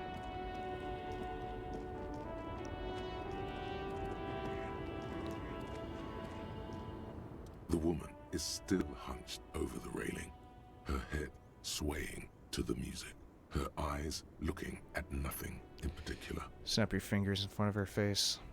Huh? What is it? What do you want? Nothing. Nothing at all, huh? I wonder if there's anything else in here. A lorry abandoned by its owner, stuck in the interminable traffic jam. Open the door. The smell of cigarettes and perfumes welcomes you. You close the rusty... Alright, well... Either I go work for a wasp ball, or...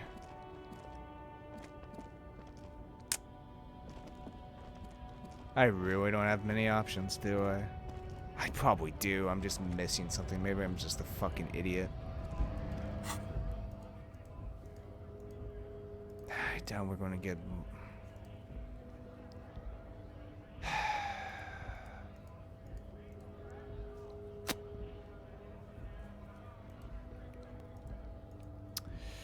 Alright. I'm just going to save now. I know I just saved, but I got a bad fucking feeling about this. Alright, here we go. Right to work! Right to work! Shame on you! I think you may be able to help me decipher some tattoos. Take out the picture. Don't think so. He grunts, barely glancing at it. Suddenly, this feels like a really, really bad idea.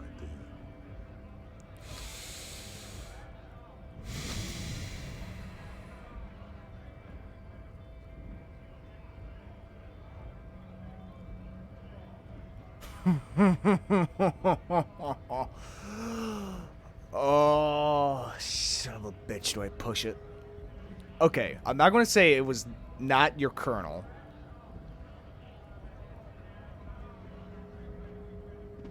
We're investigating a murder.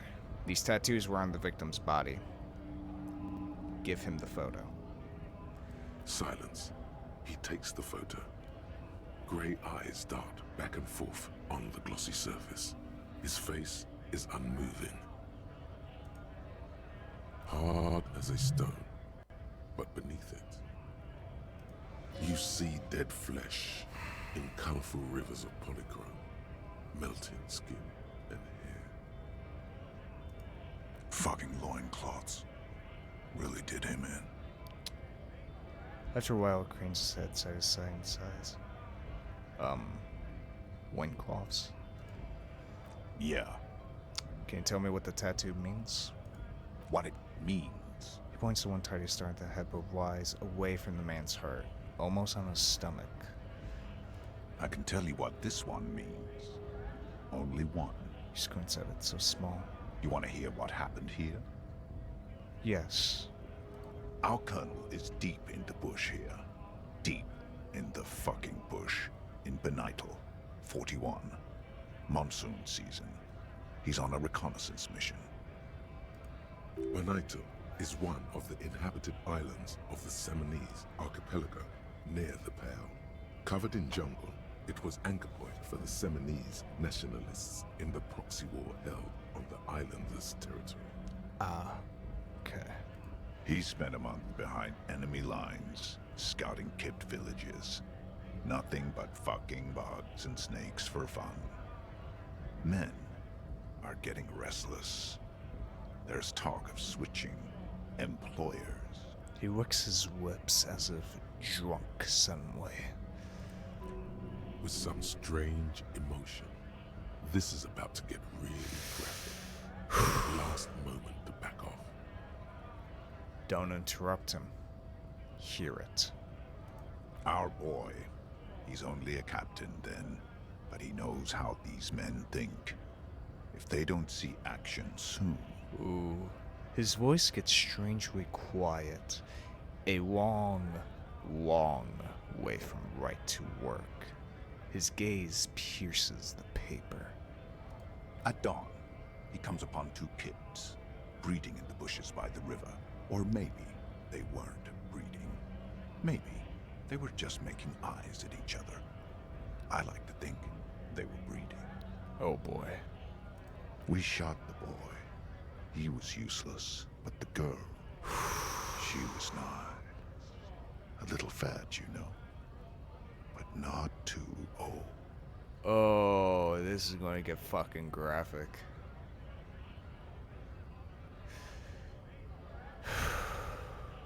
Say nothing.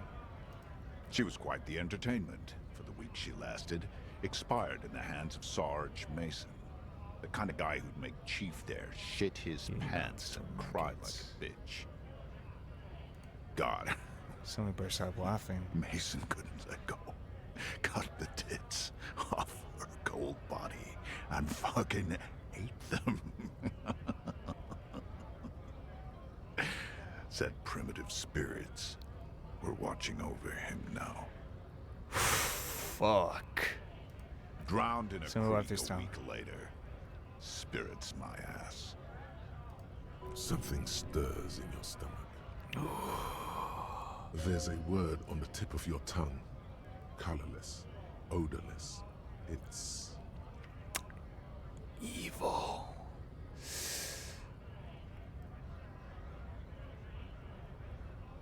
You were there? No. I was in the domain. In Jamrock. Being a bouncer. You're not really a scab leader, are you? Fucking mask is getting sweaty. I want to take my mask off. But... He shrugs. He's under orders. And orders are orders. Can I have it back? Go ahead. Turns towards the gate. All right, so- now. Free commerce! Keep the goods flowing! This is the type of mercs we're dealing with, huh? On the photo in your hands, the dead man's skin is studded with stars. Tens, hundreds of them, littering his dead skin. Oh, we're dealing with monsters here. We're dealing with monsters here, folks. We are dealing with fucking monsters. These are, as I said before, Colonel Kurtz type of men. Men, or a unit that's seen hell, seen war. And well, they ain't men no more. There's something else. Damn, that was tense. Grotesque, but tense, but fucking great we win. Holy shit. Oh, fuck. Damn. Does not, I have to say, game doesn't sugarcoat it. And you know what? That's part of it. It's dirty, it's grimy, but it's not shock filled. It's not pure shock value just for the sake of shock value. It's just pure dirty. That's the best way to describe this game. It's dirty. It's grimy as all hell. Every single person around here is just grimy. Always waiting for the next thing. And the select few characters that we can see, true sincerity in, those are the ones we have to hold on to.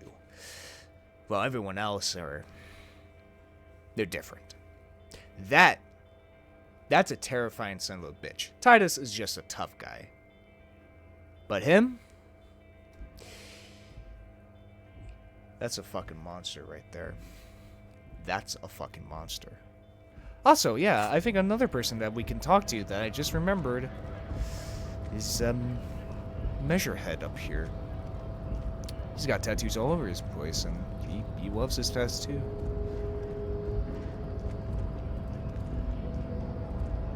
just remembered.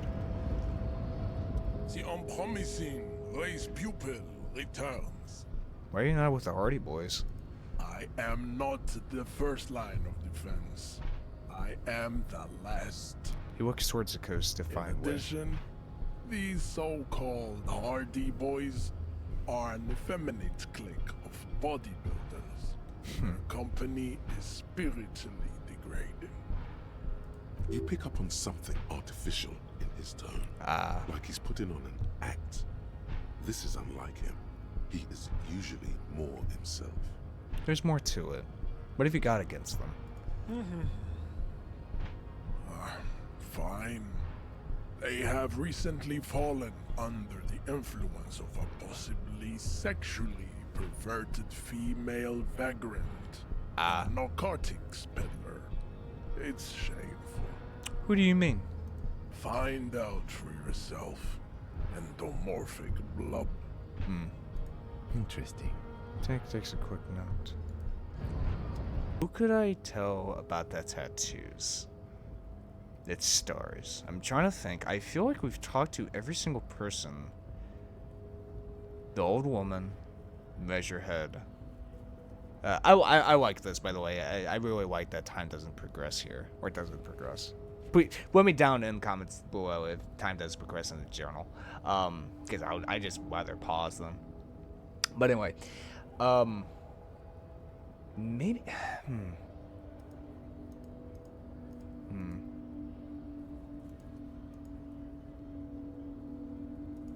How much XP do I have? I feel like I'm getting nowhere near. Never mind.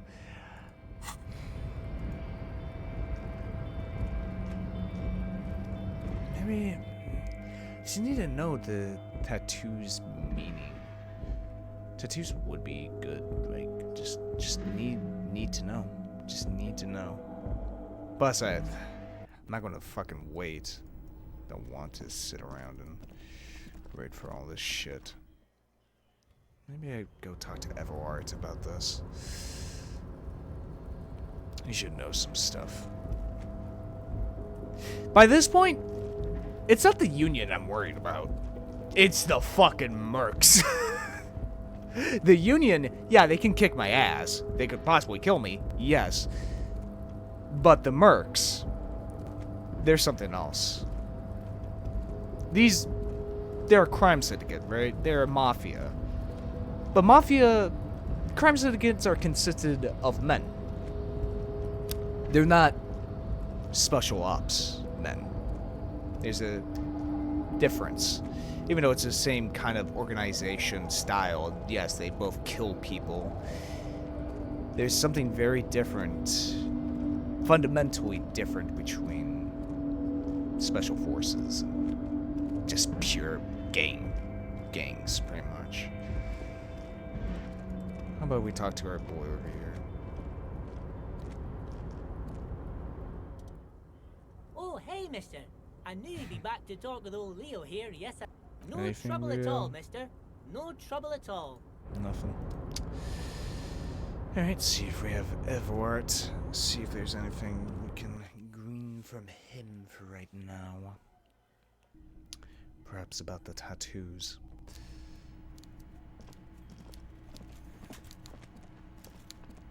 Alright, Everard.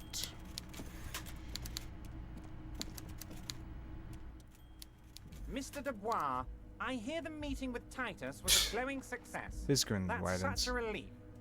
Titus can be a handful sometimes. Now, what can Everard Clare do for you today?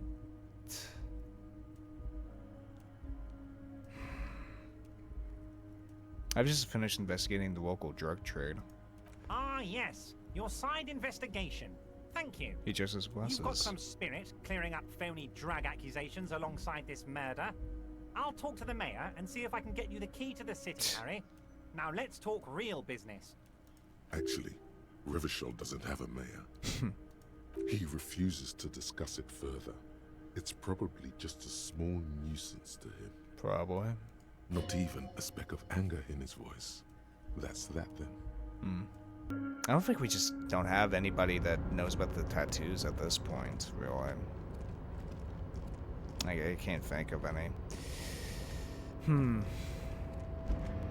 Okay, so I guess we gotta go find a lost ball then. Or maybe go back and talk to Joyce about reality, see if we can get stuff done like that. And I think that'll be it for this. Damn, I just can't get him out of my fucking head, the damn scab leader. I can't, like that.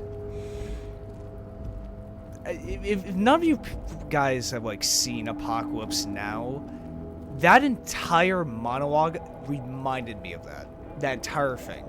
Apocalypse Now is one hell of a fever dream of a movie to watch, especially the 3-hour cut that I watched, right? It is such a goddamn, just such a fever dream of a movie, is all I can say. And I really do think the 3 hours does add to it.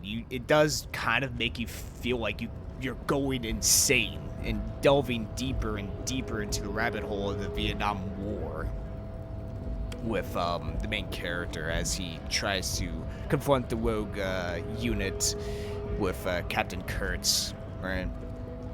I keep... What a fucking movie. Just... Ugh. Just can't get out of my fucking head, that damn... Just such a... Just... Ugh.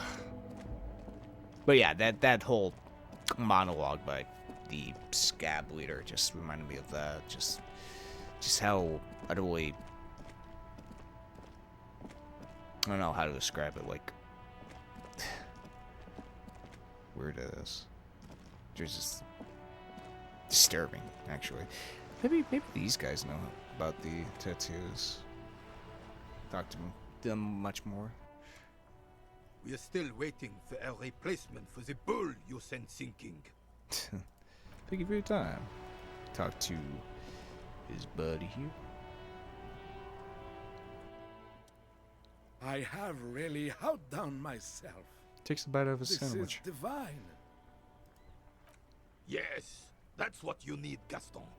More padding on that fat ass of yours. I hope your heart gives out. René, it's a little pleasures.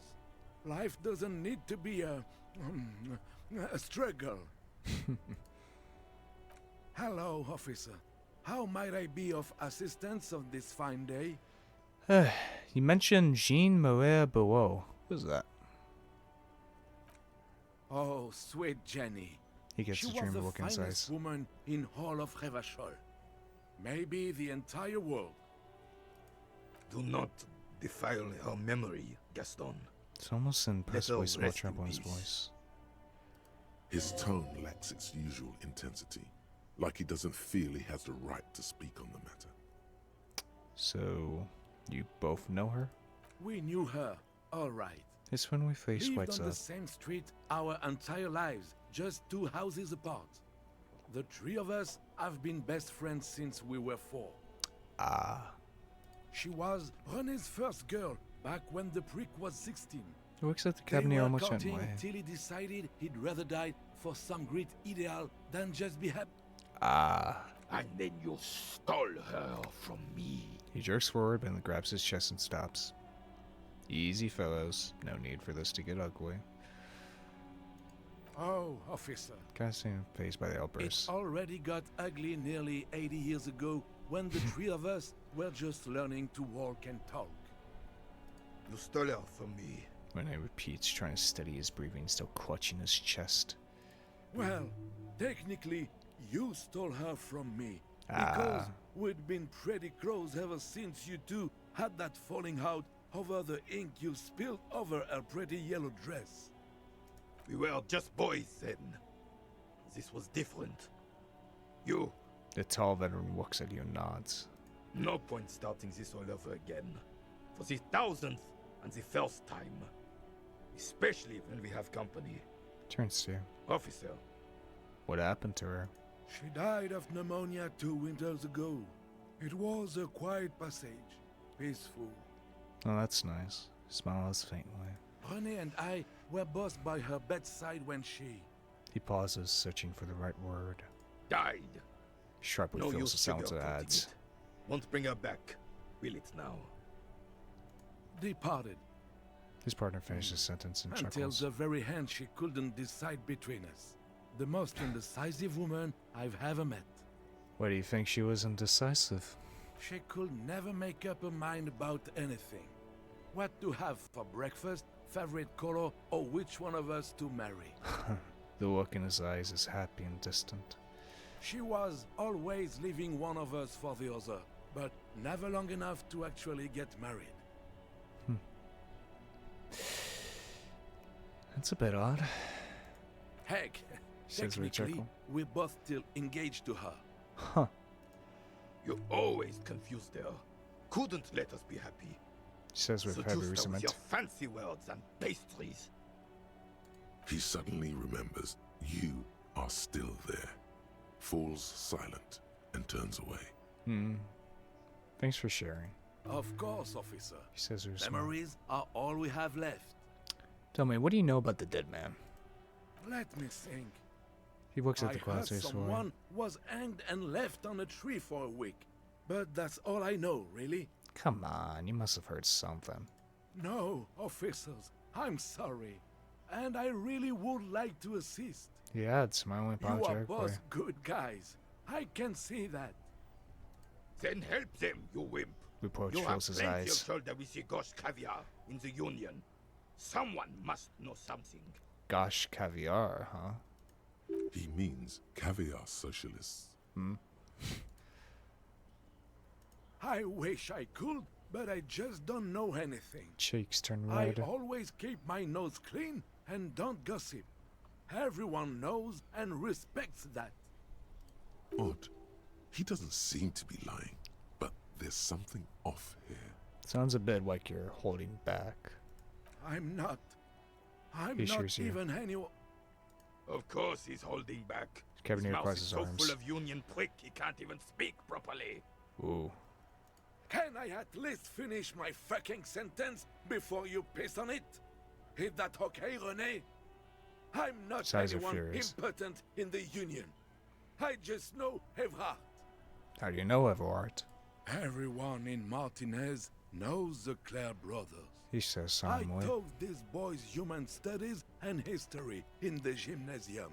Ah, your teacher.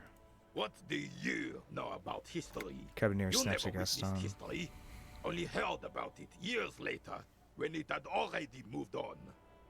You don't know history. The old soldier mumbles something under his breath and turns to face the sea. There he stands, proud, rigid and alone, like a cracking marble statue. Let's try not to get caught in a Tenor crossfire. voice. Lest we leave riddled with bullet holes. This animosity is ancient. Are you a union member? Oh, in His cheeks many turn red ways, again. yes. Like an honorary member. I attend meetings and parties, help with little things. Evrard, Edgar, and the older debarders all know me. In many ways. Oh, yes. So you're not an actual member. Not in the technical sense. His eyes fix I on the don't bowls have a in the vote crater. or a membership card, but Evrard keeps me on the payroll, just for the little things. So that's what it was before. Him hiding something. He tries to make it look like he's a big deal in the Union, and now the illusion is disintegrating before your and Renee's eyes. Ah. He doesn't know anything, because no one tells him anything. He's an outsider. Just hired help, kind of. Of course he's not a member. He's not a member of anything. I knew that. He frowns. He's a Weservein. Turns to where the wind blows and tries to look important. I hate this socialist rabble. Even Continues. siding with them is better than living your entire life on the fence. Never committing to anything. Pick a damn side already. What are the little things you do for Everard? Writing work mostly. He smiles. Occasionally, he needs something written, and I happen to have a way with words, people say. What kind of things do you write for him? Oh, nothing official, I assure you. Just essays for the newspapers. About Martinez and how things are and how they could be. Evrard and I have these long talks where... Well, he tells his little penman exactly what to say. It's commie propaganda, plain and simple. You should be ashamed of yourself. I mean, I do little things for Evrard myself. Nothing wrong with that. That's just the way things work around here. Dick No has my reason way. to feel bad about it. Are you a caviar socialist? I don't even consider myself a regular socialist. Politics is not really something I involve myself in, officer. Wait. How can you write those newspaper pieces if you're not political? Officer, I have a vivid imagination. And And like I said, I have a way with words. That's enough. No need to sink into politics. He just fluffs it up. Of course. Don't sink into anything. Don't sink into any fight. Only sink into your couch. So, but you need to believe in something. Freedom, the people, whether it's all, or even money. I believe everyone has the right to think and do whatever they want. Even if it's nothing at all. I'm very adaptable. Can kinda get that, Gaston.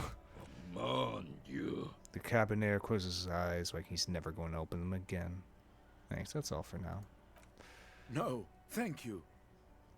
For being consummate way. professionals.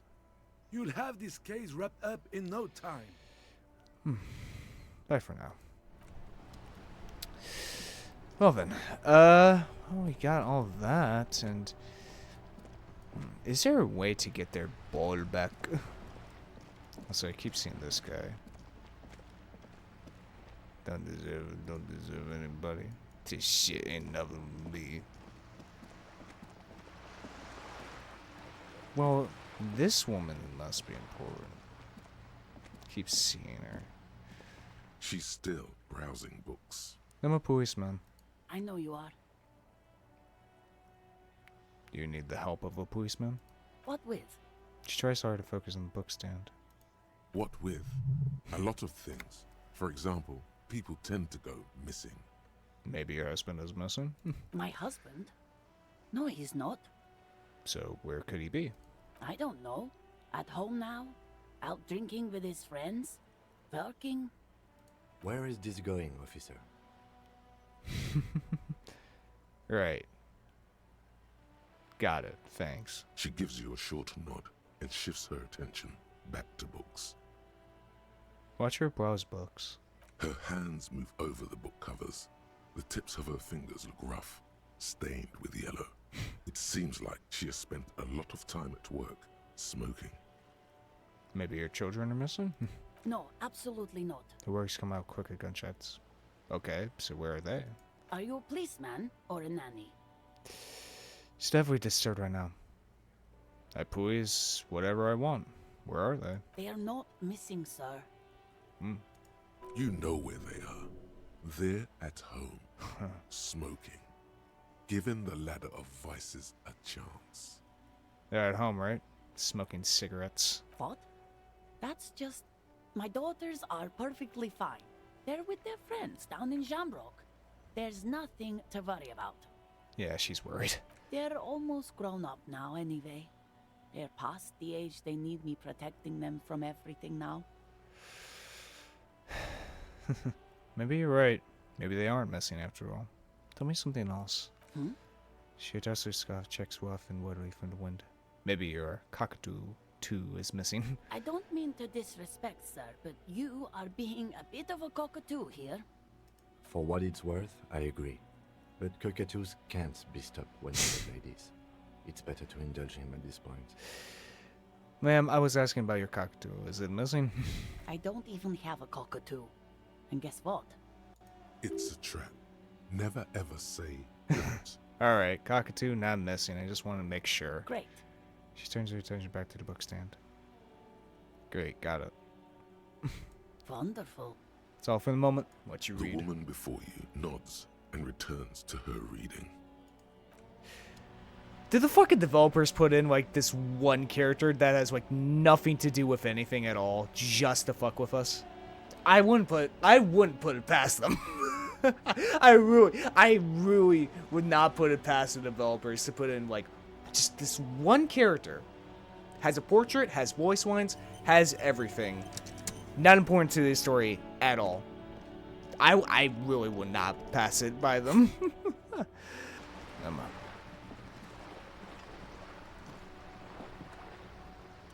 You're back. Good.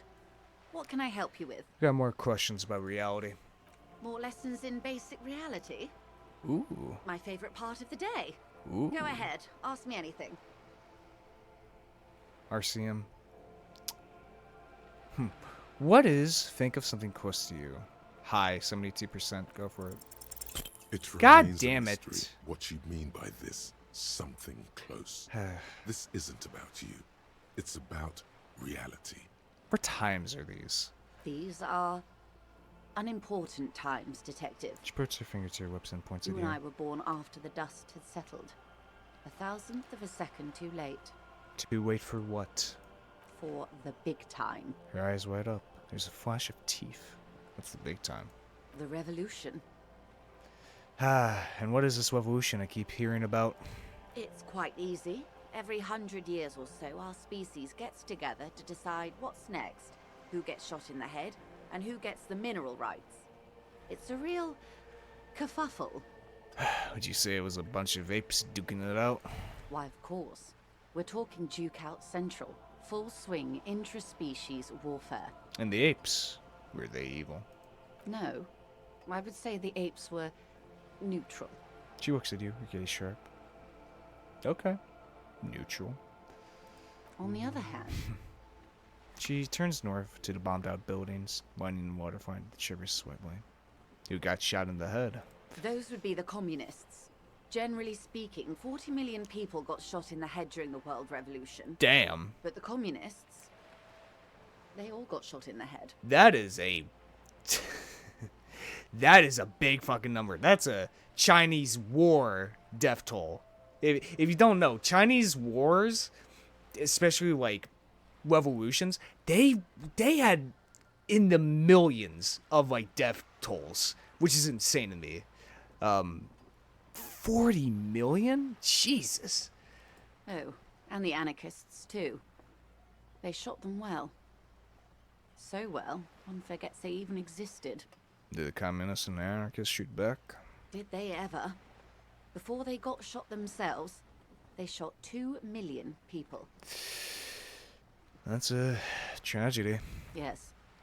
The Red Deluge. The Insulindian Deluge, they call it. Elysium. Anyone else got shot in the head on the opposing side? Oh, lots of people. Even the king got shot in the head, or thrown beneath a horse, or drowned. Accounts differ. It was unceremonious. She shakes her head. Just as well, he wasn't actually the king. Just the king's nephew. The real king abdicated and lived out a long and productive life as a venture capitalist in Grad. I love that king fucking communist. Smart king. Yes. King Guillaume had a nose for bad PR. He ran before it. What is the expression? Went down? Anyway, Gil got out alive and his nephew Frisell got shot in his place. Him and tens of thousands of his wonderfully fascist kingsmen. It was a wild time. Who got the mineral rights? The liberals got the mineral rights. She looks up at And the by sky. mineral and rights, light I mean everything. Okay, and by rebels you mean... Liberals are usually middle-class people, Detective. Or the remaining gentry. The beneficiaries of the pre-revolutionary arrangement. Man, I'm just realizing now I'm playing this game during an election year. Funny how that is, huh? Some were rich enough to stay with the Constitution, with monarchy. Big mistake. Others bet on the revolution. They were called the Ultras, or Ultra-Liberals. They fared well. How do the rebels win at all? They didn't win so much as survive. We were the last ones standing when the war ended. Everyone else got shot in the head, remember? To the remnants. She's one of them. Of course. Everyone got shot who was there to surrender to. To foreign intervention. The Coalition. Those people really took the mineral rights. No, you just said the rebels already took everything. The Liberals took everything that wasn't nailed to the ground. The Coalition took the ground. The ocean, the laws, and the people. Who are the Coalition? The Coalition of Nations. Grad, Mesk, Vesper, Messina, Oranje, and Sur-la-Clay. The armed center of the world. They landed here and ended the revolution. It was the moralist thing to do. Moralist, huh? There is bitterness in her voice, tempered with understanding. She is critical, but ultimately understands the cause. Moralist. The moralists believe in keeping everything exactly the way it is. They believe in mineral rights, and not shooting people in the head. Well, certainly moral. At least not in the same manner and volume as the others do. They are the long-standing provisional rulers of Revachol now, the coalition government. This is their zone of control. They embolden the RCM with crumbs of the same law they took. Technically speaking, you are a moralist. The color of moralism is blue. The official motto of Moral Intern, or Moralist International, is a blue forget-me-not, a piece of grey sky. Unofficial. For a moment, there was hope. Hell yes. Just not just technically, practically. For a moment, there was hope. A devout man of the center. She nods. Hard to come by. It's good to have someone who takes a moderate approach to head shooting. In your line of work, I mean. When was this kerfuffle? The turn of the century revolution? Smiles mischievously. Don't answer it. It's a trick question. The revolution began in '02 on the Isla of Grad, though by the end, nearly the whole world had gotten involved. Who started it? It wasn't a who, but a what. A pandemic of Zarat, a particularly virulent prion disease, which the authorities in Grad proved unable to contain. Then Mazov came along and overthrew the government. What did this Tuav do? It made people overthrow their governments. I was wondering, like, is it an actual sickness or an idea? No way. Indeed. Zarat is a highly infectious Oh. microorganism that destroyed brain tissue. The actual causes of the revolution were material. The pandemic only provided the spark. Microorganism, huh? Goddamn Revachol syndrome, huh? Just like Himizawa. Where did it spread from there? From Revachol and Grad? Not far. The world managed to cauterize itself. Mazov's government was overthrown in '08, and the coalition crushed the Revachol commune 2 years later. It was the end. What came next? Why? You and I, officer. She spreads her arms, raincoat Our flapping in lives the wind. in the zone of control. Something tells you her life and yours are not that similar. Maybe it's because she has a boat and you have that necktie? A pair of pants? Our lives are very different from each other. No doubt. But we share the same time and position on the planet's crust. That counts for more than you think. What is the zone of control? A city-state divided into free market zones under the everlasting interregnum of the Coalition of Nations. And you, of course, the citizens' militia. Different areas, huh? The clatter of typewriter keys fills the main hall of the reappropriated silk mill. Precinct 41. Chad Tilbrook presses enter. Outside, Officer Elfboy Williams slams the door of an armored motor carriage. The zone of control is the third incarnation of Revachol, after the failure of the suzerain and the commune. The third rebirth. What happened in the rest of the world? Modernity. They developed the marvels of the inter-eastlery communication. Telematic milieus, radiation, colored plastics. Meanwhile, in Revachol West, the aftermath continues for the 5th decade. 51 minus 8 equals 43. Wait, you're saying it's been like this for 43 years? Time flies. What have we been doing all that time? The 20s saw a decade of urban war, west of the river leveled, Damn. offshore platforms in flames. Still, it's regarded as an improvement on what came before. 08 to 19 was simply hell. And after that? The 30s? Things settled down in the 30s. Revachol East transformed itself into the world's largest tax haven, with the international community's blessing. For the first time in a long time, it seemed like things were going somewhere. That's when they discovered disco. Yes, and quantitative easing. It was a market mirage, unfortunately. The 40s dispelled it. An Isla-wide hangover, you might say. So, here we are. She curtsies. Welcome to reality, baby. Well then. Another point. Perfect. Put it into a 40. Yep, gotta put in 40. Why? For her to be where she is, Wild Pines Group must have picked the right side. Which side was Wild Pines Group on? They picked the winning side. That's why they're here, and others are not. They chose wisely. Perhaps it wouldn't have turned out that way had I been in charge. I might have bet on the king and led the Pines to doom. You would have sided with the king. I would have sided with the cannons. If you'd seen the calibers of the things, you might have too. She thinks. Perhaps it's better I was born when I was. 10 of the 14 Indo tribes got it wrong. Feld, Kupri, Tricentennial. So I suppose I would have been in good company. What would you have done different, one? Good question. She cranes her neck. What would you have done differently? No, her first. I ask you, who are you in all this? And I asked you, past less detective of the citizens' militia, what insight has acute encephalopathy given to you? I mean,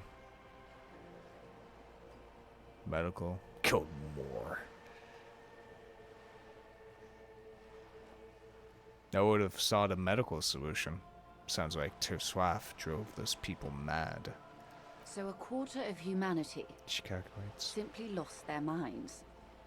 And how would you stop a prion? A complex folding protein, unlife, with a technology 50 years ago. Liquidate the rabid pion-infested dogs who want to kill everyone with cleansing artillery fire. Privatize healthcare and a work ethic that does not turn your brain into sponge tissue. Some hygiene, modest social care, perhaps a little research program. Good hygiene. Really. A very moderate solution to an extreme problem. It's those sort of half measures that doomed the authorities in Grad. When they failed to step up, Marzov and his party stepped in. In this particular case, maybe a more robust state response might have been appropriate. Funny. This game came out in 2019, a year before 2020. Funny how life works out, huh? Art imitates, or reality imitates art. Opinions expressed here do not reflect the official position of the RCM. And what is your official position, Turn to you. Lieutenant? My position, ma'am? My parents got ripped to shreds in the revolution. I would have gone the same way. I was saved by being 2 years old. That's my position. The abattoir. Ah. Understandable. She nods. That's enough about the times. They are what they are. Who knows? An afterbloom may yet come. Anyway, enough sentimentality. Is there anything else you want to know? Not so fast. Who is she in all this? Ask her who she is. She owes you an answer. I want to know who you are. Want to know what you are. She hums. She won't maneuver her way out of this one. What are you? I am the vilest of the vile. She says with a sudden A flash of traitor, teeth. a devourer of nations and infants. I am an ultra. Ah. She raises the corner of her mouth, smirking, revealing a canine.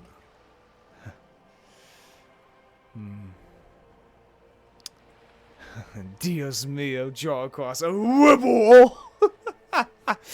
God, that's the funniest fucking response. Dios mio, a whibble. I understand.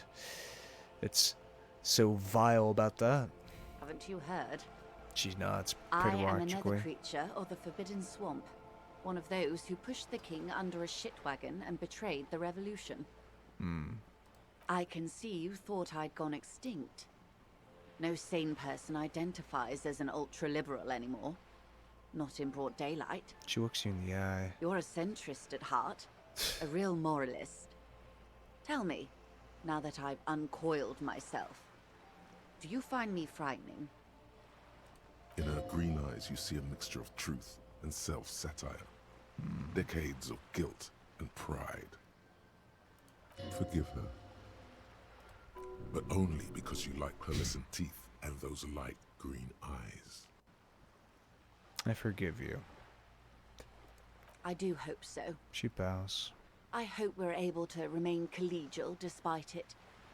Remember, we were partners, whether you like to admit it or not.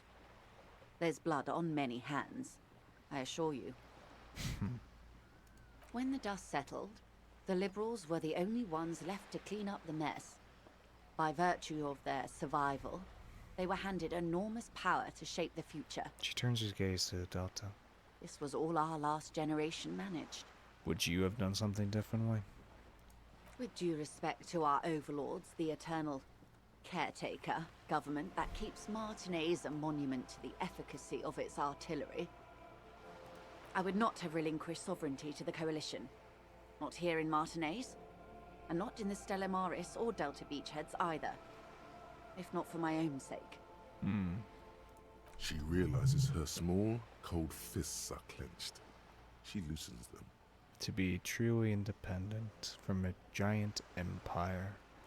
Then for my daughters, we had an obligation to defend our sovereignty. We should have burned the whole Isla down rather than let them have it. Dark orange flames reflect in her green eyes. An oil fire on the ocean. You're a patriot? Yes, I suppose I am. But I wouldn't be a patriot anywhere but here. Seditious talk, man. Then puts his notes down and gives her a look. You're a smart woman. Perhaps. The earring chimes as she My nods. intellectual vanity will be my undoing. You're no dummy yourself. So am I. A smart boy getting smarter. One basic term of reality at a time. Just woke up a day ago and I've gotten to this point. You have daughters? Yes. Whatever else I am, I'm also a mother. And a wife. Closes her eyes and opens them again. Now, shall we return to reality? What is... Reach for something fundamental. What is all of this? The scent, the sound, the air. What world is this? What world? Fading purrs of her eyes look to the The seed. only one, I suppose. The world of matter. And its pale antipode. The camera of her mind glides over the surface of the water. What do you see? Great bodies of water. Forest-covered surfaces. Clusters of light where the cities lie. You've seen the montage. We all have. This world is enough.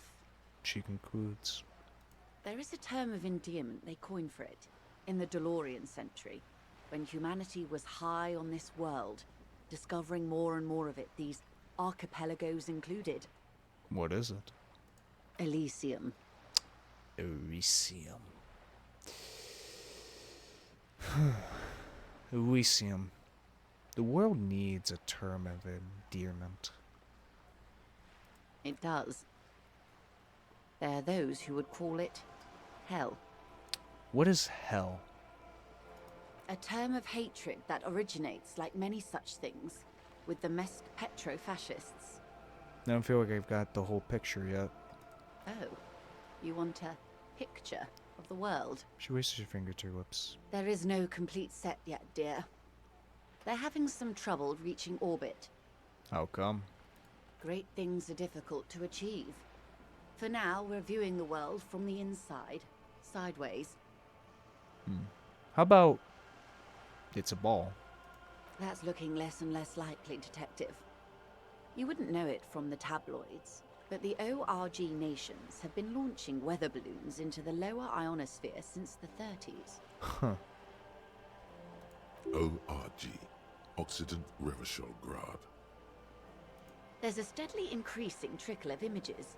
Between the big three, they're piecing together a dark grey corona. Dark gray corona. Yes. Pauses. Pale covers 72% of the surface. There are grey flares and prominences, even arcs above entire isolas. The images are blurry, but if there was a sphere in there, it certainly looks like it fractured a long time ago. Pale covers 72% of the surface. What the hell is pale? A cold fear seeps into you. The pale? And what do you mean corona? They say there is a rarefied envelope of matter surrounding the darkened disk of our planet. That is, if we are still living on a planet. Or, to speak more plainly, imagine vast swathes of land disrupted by nothingness. What? I am sorry, dear. She looks around. It must sound quite terrifying through the acute encephalopathy. Even scientific positivism isn't entirely convinced about what we're dealing with here. We haven't even gotten to know the world, it seems like. Full picture. But this is one of the greatest questions of our time. Maybe when they get the complete set together, it will jolt us out of our rut, bring us together, however naive it may sound. Fracture corona doesn't feel like it's okay, and then everything will be okay. I don't know about things of that scale. My expertise lies in nations and trade routes, one or several layers below everything. But yes, we'll be fine. Don't worry. She does not seem convinced that you'll be fine. If anything, she's realizing how deep your condition runs. Thanks. Okay.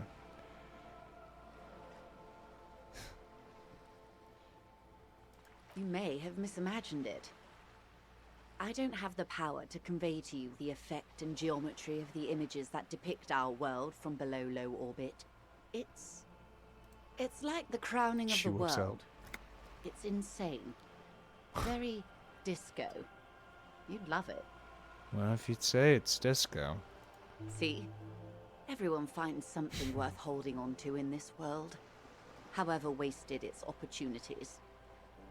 Suddenly, you're conscious of yourself standing there, on whatever this all is. Your arms hang down by your sides. The lieutenant observes you both, silently. He adjusts his glasses. You said pale. What is pale? The pale is not, technically speaking, part of reality. Yes. Also, I think looks we've his had watch. enough excitement for today. Remember, we have a cadaver to attend to. His voice is low, but firm. All she can say is, Of course, Lieutenant. Bounty's Let's here. try something else. Okay, then. the lieutenant glances at you from the corner of his eye. Was he just worried? Yeah. That you would find out something awful? What the hell is pale? This is not going to happen with the lieutenant present, unless you can convince him to step aside. High, 83%. +1, Kim trusts you. Ask for Kim to step away while you discuss the Pale. Come on, Kim. Good idea. Yeah. Just ask him. He won't make a scene. Kim, can I talk to the man alone for a second? Fine. He steps away with his notes. See? What can he do? You're a grown man. Now, what is the Pale? Are you sure you're sure? Your colleague seemed adamant. Yes, what is the Pale? Okay. She can see The Pale is the most dominant geological feature of the world, Detective. The separative tissue between the islas. It is the inter-islary mass. Okay, wait, and what is an Iswa? Isla is a Messinian word for a continent of matter, enveloped on all sides by the Pale. Also, isolation, or landmass. We used to believe there was only one. In the last 4 centuries, we have discovered 7. So, continent. But Pale isn't water. Wait, what the fuck? Wait, what is... Alright, what the hell is this world?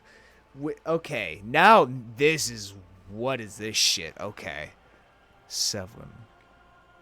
Windy, Seol, Samara, Ilmara, Grad, Katla, and this, Insulinde. Insulinde is... An oceanic isla.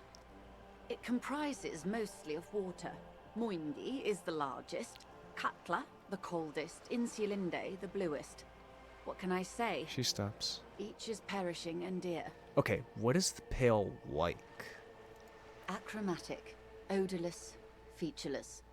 The Pale is the enemy of matter and life. It is not like any other, or anything in the world. It is the transition state of being into nothingness. What? The negation of being. The negation of... That's right. The negation of being. She turns her head around her neck. It's cold outside. Is it here? Ground. No, Detective. We're safe. She points to the sea. It begins there, 6,000 kilometers to the north, and even more to the south, east, and west. You are in the middle of the Isla. Huh. As your gaze instinctively turns north, a small black pit opens up in your stomach. 6,000 kilometers from the end of the world? Yes. That is enough. Many cities are built much closer. How the fuck do people travel then? And there? An uproar of matter, darling. Rising into the Pale. Rolling. Evaporating even. A great vision. The area of transition between the world and the Pale is called porch collapse. Porch collapse. Imagine a grey coronal mist, cold vapor marked by spores of an opportunistic microorganism, a mold that's adapted to grow at the edge of the unrest. It's the most disco thing you will ever see. What are its physical qualities? It's difficult to describe, or even measure. Something whose fundamental property is the suspension of properties. Physical, epistemological, linguistic. The further into Pale you travel, the steeper the degree of suspension, right down to the mathematical. Numbers stop working. What? No one has yet passed the number barrier. It may be impossible. If we're surrounded by Pale, how do you get from ISO to ISO? Well, Oh, it is so difficult for us. Difficult. A squall of birds. Hardware operating in the harbor. Firm. Self-evident. Huh. It is possible to force dimensions on the Pale. In modern times, we can even compress its latitude, bouncing radio waves from one end to the other, shortening the path. But it is still hard for humans to navigate the Pale without getting lost. Or having our minds damaged. It sounds like it's a fucking, like, warp from, like, Warhammer 40k of, like, you know, they travel through hell in order to get to another place. the Pale can damage the mind? Extensively. How? Some say the damage stems from extreme sensory deprivation. Others argue that Pale somehow consists of past information that's degrading, that it's rarefied past, not rarefied matter. Past information. They call it the blend over of the self. The Pale does not only suspend the laws of physics, but also the laws of psychology, maybe history even. The human mind becomes over-radiated by past. The Pale Woman. That's why she's called the Pale Woman. Who says and who argues? Who says and who argues? The logical positivists say, the dialectical materialists argue. What does this over-radiation feel like? It feels terrible. Absolutely terrible. International standards strictly limit civilian travelers to 6 days of Pale exposure per year. It's more for her. Way more. You're not a civilian passenger? No, nameless detective of the Citizens Militia. I am a member of the Entropanetic Business Class. I'm cleared and trained for 22 days of Pale transit annually. Huh. So they train you. Perhaps that explains her strange pining after the revolution. Some degraded early memories. Huh. Someone else you've met may have been exposed as well. The strange grey-haired woman in her lorry. Do warrior drivers pass the Pale? Yes. Carried in the hulls of airships. She nods. It's a horrific job. Automation will abolish it soon. Jesus. You should ask the Pale driver about this. See what she says. That poor woman must have stories to tell, like you wouldn't imagine. That's why she said, like, whose memories are these? Maybe it's because of the damn Pale. Are you over-radiated? Up to my gills, officer. What is entropanetic? Entropanetics is the scientific study of the Pale, or a recent iteration of it by way of Grad. Huh. The study of the Pale reaches back 6,000 years. The Pericarnassians called it the Western Plain. It's kind of insane because, like, this seemed like a very grounded setting. Like in the sense, it's a different history, but it's still a version of the world we can understand until we get to the fucking Pale. This is some... What the fuck is happening here? They had not traveled the entire circumference of the Pericarnassian Super E-Solar. Huh. It was not merely in the west. It was everywhere, even then, surrounding them. Did they cross it? The Western Plain? There are signs of pre-modern crossings. Successful navigation of the Pale relies not just on technical know-how, but intensive psychological preparation. Some of these tactics have been known for thousands of years. What does entropanetics change them? Nothing. We remain powerless before the Pale. The only real advance in Pale transit is the speed with which an aerostatic craft can pierce it. Less exposure leads to less effects later. Aerostatic craft? Hybrid airships, detective. Conventional rotors or jet engines no longer add velocity after the point of reference for motion is suspended, once you've crossed from near Pale to far Pale. So it really just sounds like Pale is like... It doesn't make sense. It cannot mesh with reality. It is quite literally anti-matter. Anti-reality, you could say. In essence, we throw them in and they come out the other end. If we throw them precisely. If we do not? Then they don't. Gone, like a skipping stone beneath the surface. How much Pale is there compared to the world? The Pale outweighs reality 2 to 1. There is more Pale than there is matter, and the ratio is slipping. Slipping how? To our detriment, or...? What do you think, detective? She looks you in the eye. It's growing. There's more and more of the Pale. Precisely. One of the few measurable effects of the Pale is that it is expanding at an unknown rate. Oh, yeah. This, I can understand why Kim doesn't want us to know about this. It's fucking growing? An intuitive conclusion of that development is that one day the Pale will cover everything. But this sort of talk is mostly left to extremists. I know we have a sort of thing of like, the universe, this world's kind of the opposite of ours. They don't know much about their world, and it's shrinking. Their universe, their reality is shrinking. Well, our universe, the universe is still expanding.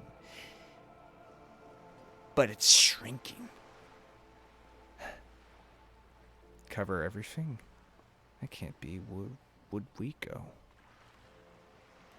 Most people, and indeed most private and government sector organizations, entire civilizations and religions even, find handy ways to ignore or downplay that knowledge. Jesus.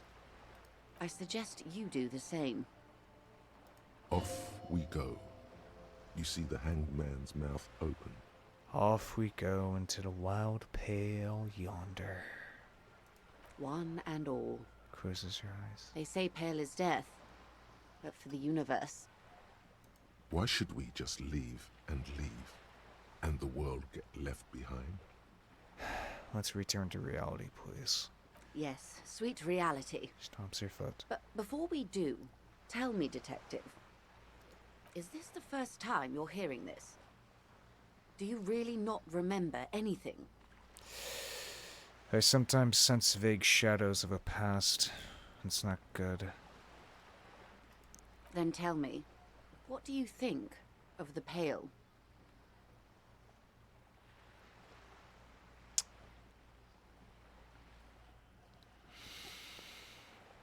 It's terrifying. It's quite literally being told of the heat death of the universe. That's what this is. It's being told that everything will end eventually. It's that knowledge. When was the first time you ever heard about that? I think I heard about it when I was a kid, probably watching a YouTube video or something.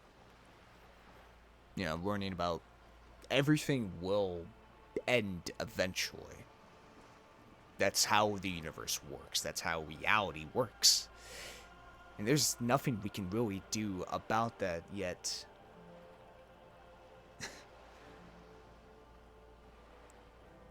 Let me look at my options. It will end all life. That we continue to persist at all is a testament to our faith in one another.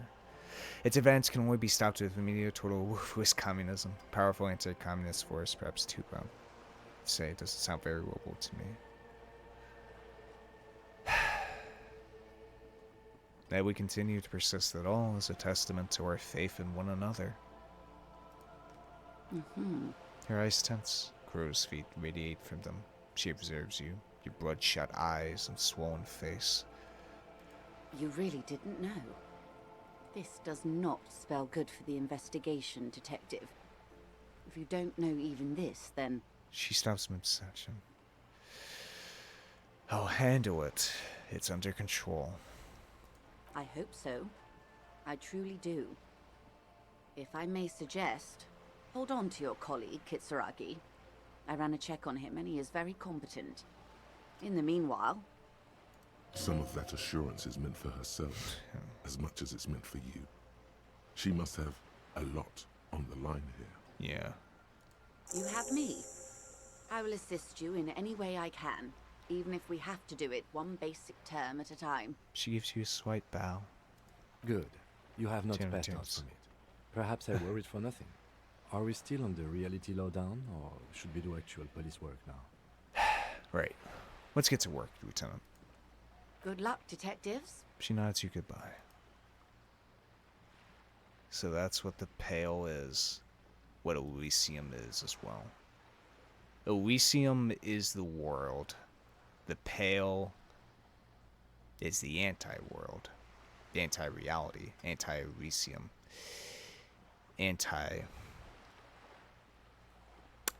Everything. What's this? We're getting reports of normal, reasonable, temperate political opinions somewhere in Martinez.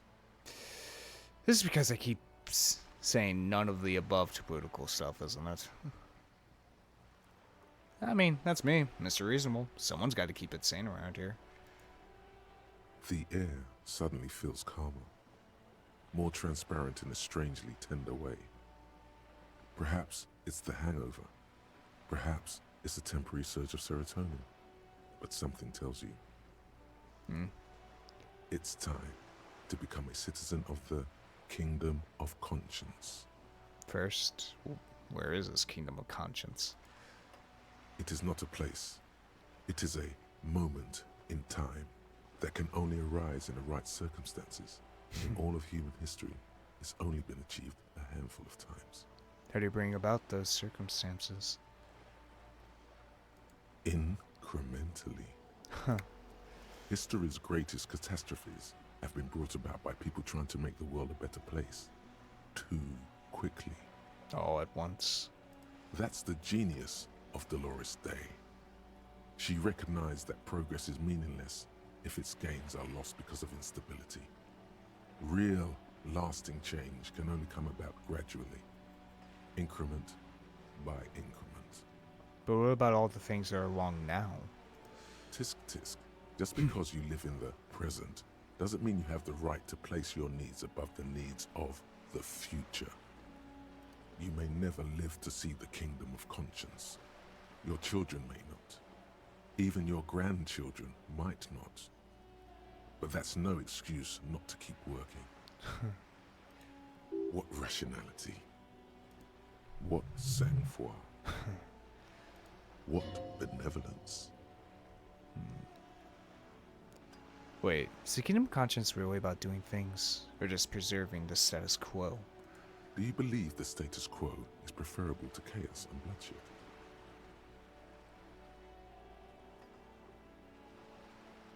Yes. There you have it. Sometimes holding the line is progress. I mean, yeah, it's fair enough. Okay, but what's the Kingdom of Conscience actually like? The kingdom is difficult to comprehend, and even more difficult to describe. Partly because humanity will need to discard many of the categories that define and limit it today.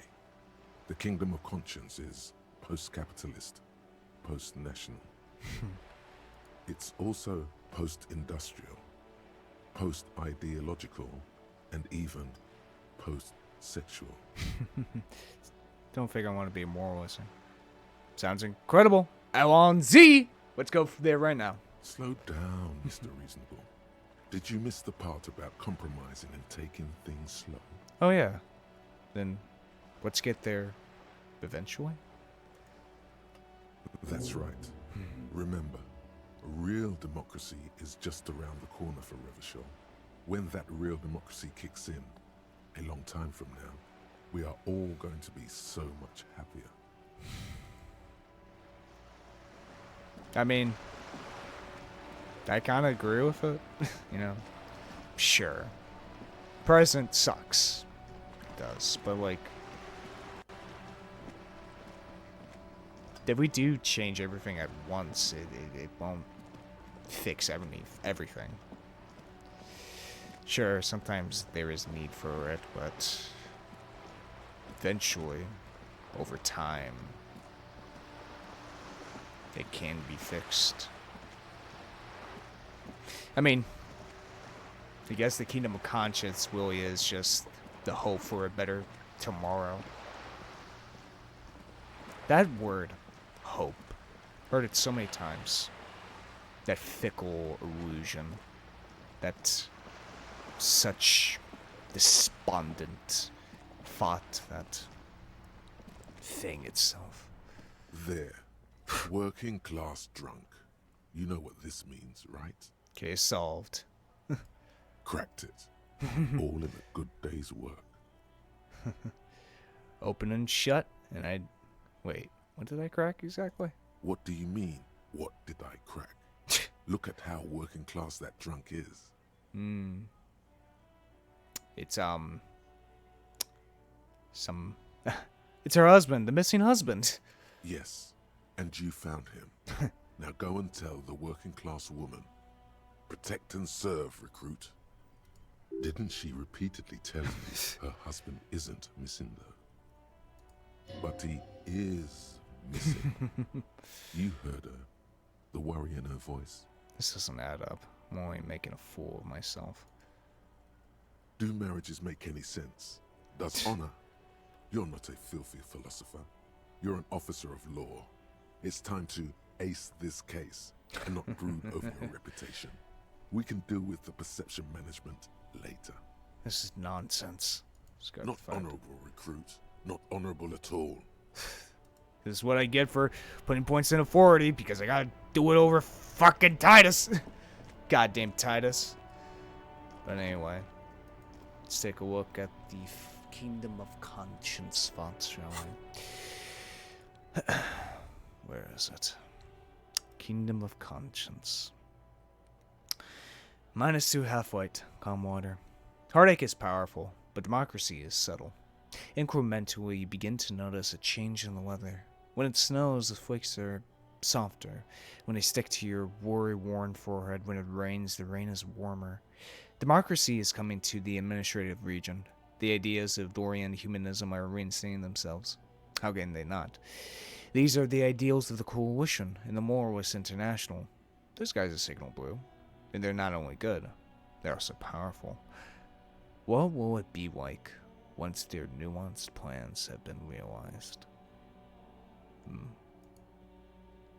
Check our journal, see all of the tasks we have gone up to this point. We've done quite a bit today, and I feel like this is a good stopping point right here. Honestly, I've spent a lot of time here, but damn. Once again, I like, no matter what, it feels like I never waste my time in this game. I never do. It's kind of like Yume Neko in that aspect. I mean, for God's sake, been going for 2 hours here. At least for me. Maybe it's cut down for you guys, but I don't think it will be that much since there's just a lot of interesting dialogue. I mean, yeah, just really like Yume Neko. If you guys couldn't tell, I play games for a long time if they really get me. And, well, this game, it's got me. It's fucking got me. And it's just continued to surprise me and horrify me as well. What a damn great game. Even though I feel like I'm still in, like, the tutorial area, you know? I feel like I haven't seen what this game truly has to offer here, but yet I'm enjoying the hell out of it. I hope you guys have been enjoying the hell out of it as much as I have, because goddamn is this game fascinating. Absolutely fascinating. Its world building, its characters, and all of that. But yeah, if you guys have enjoyed this type of content, hit that subscribe button. If you liked it, hit the like button, write comments to me, put it down in the comments as well. Check out Discord server out in, or right here, description below. And yeah, it's been Voidlego. I'll see you guys next time. See ya!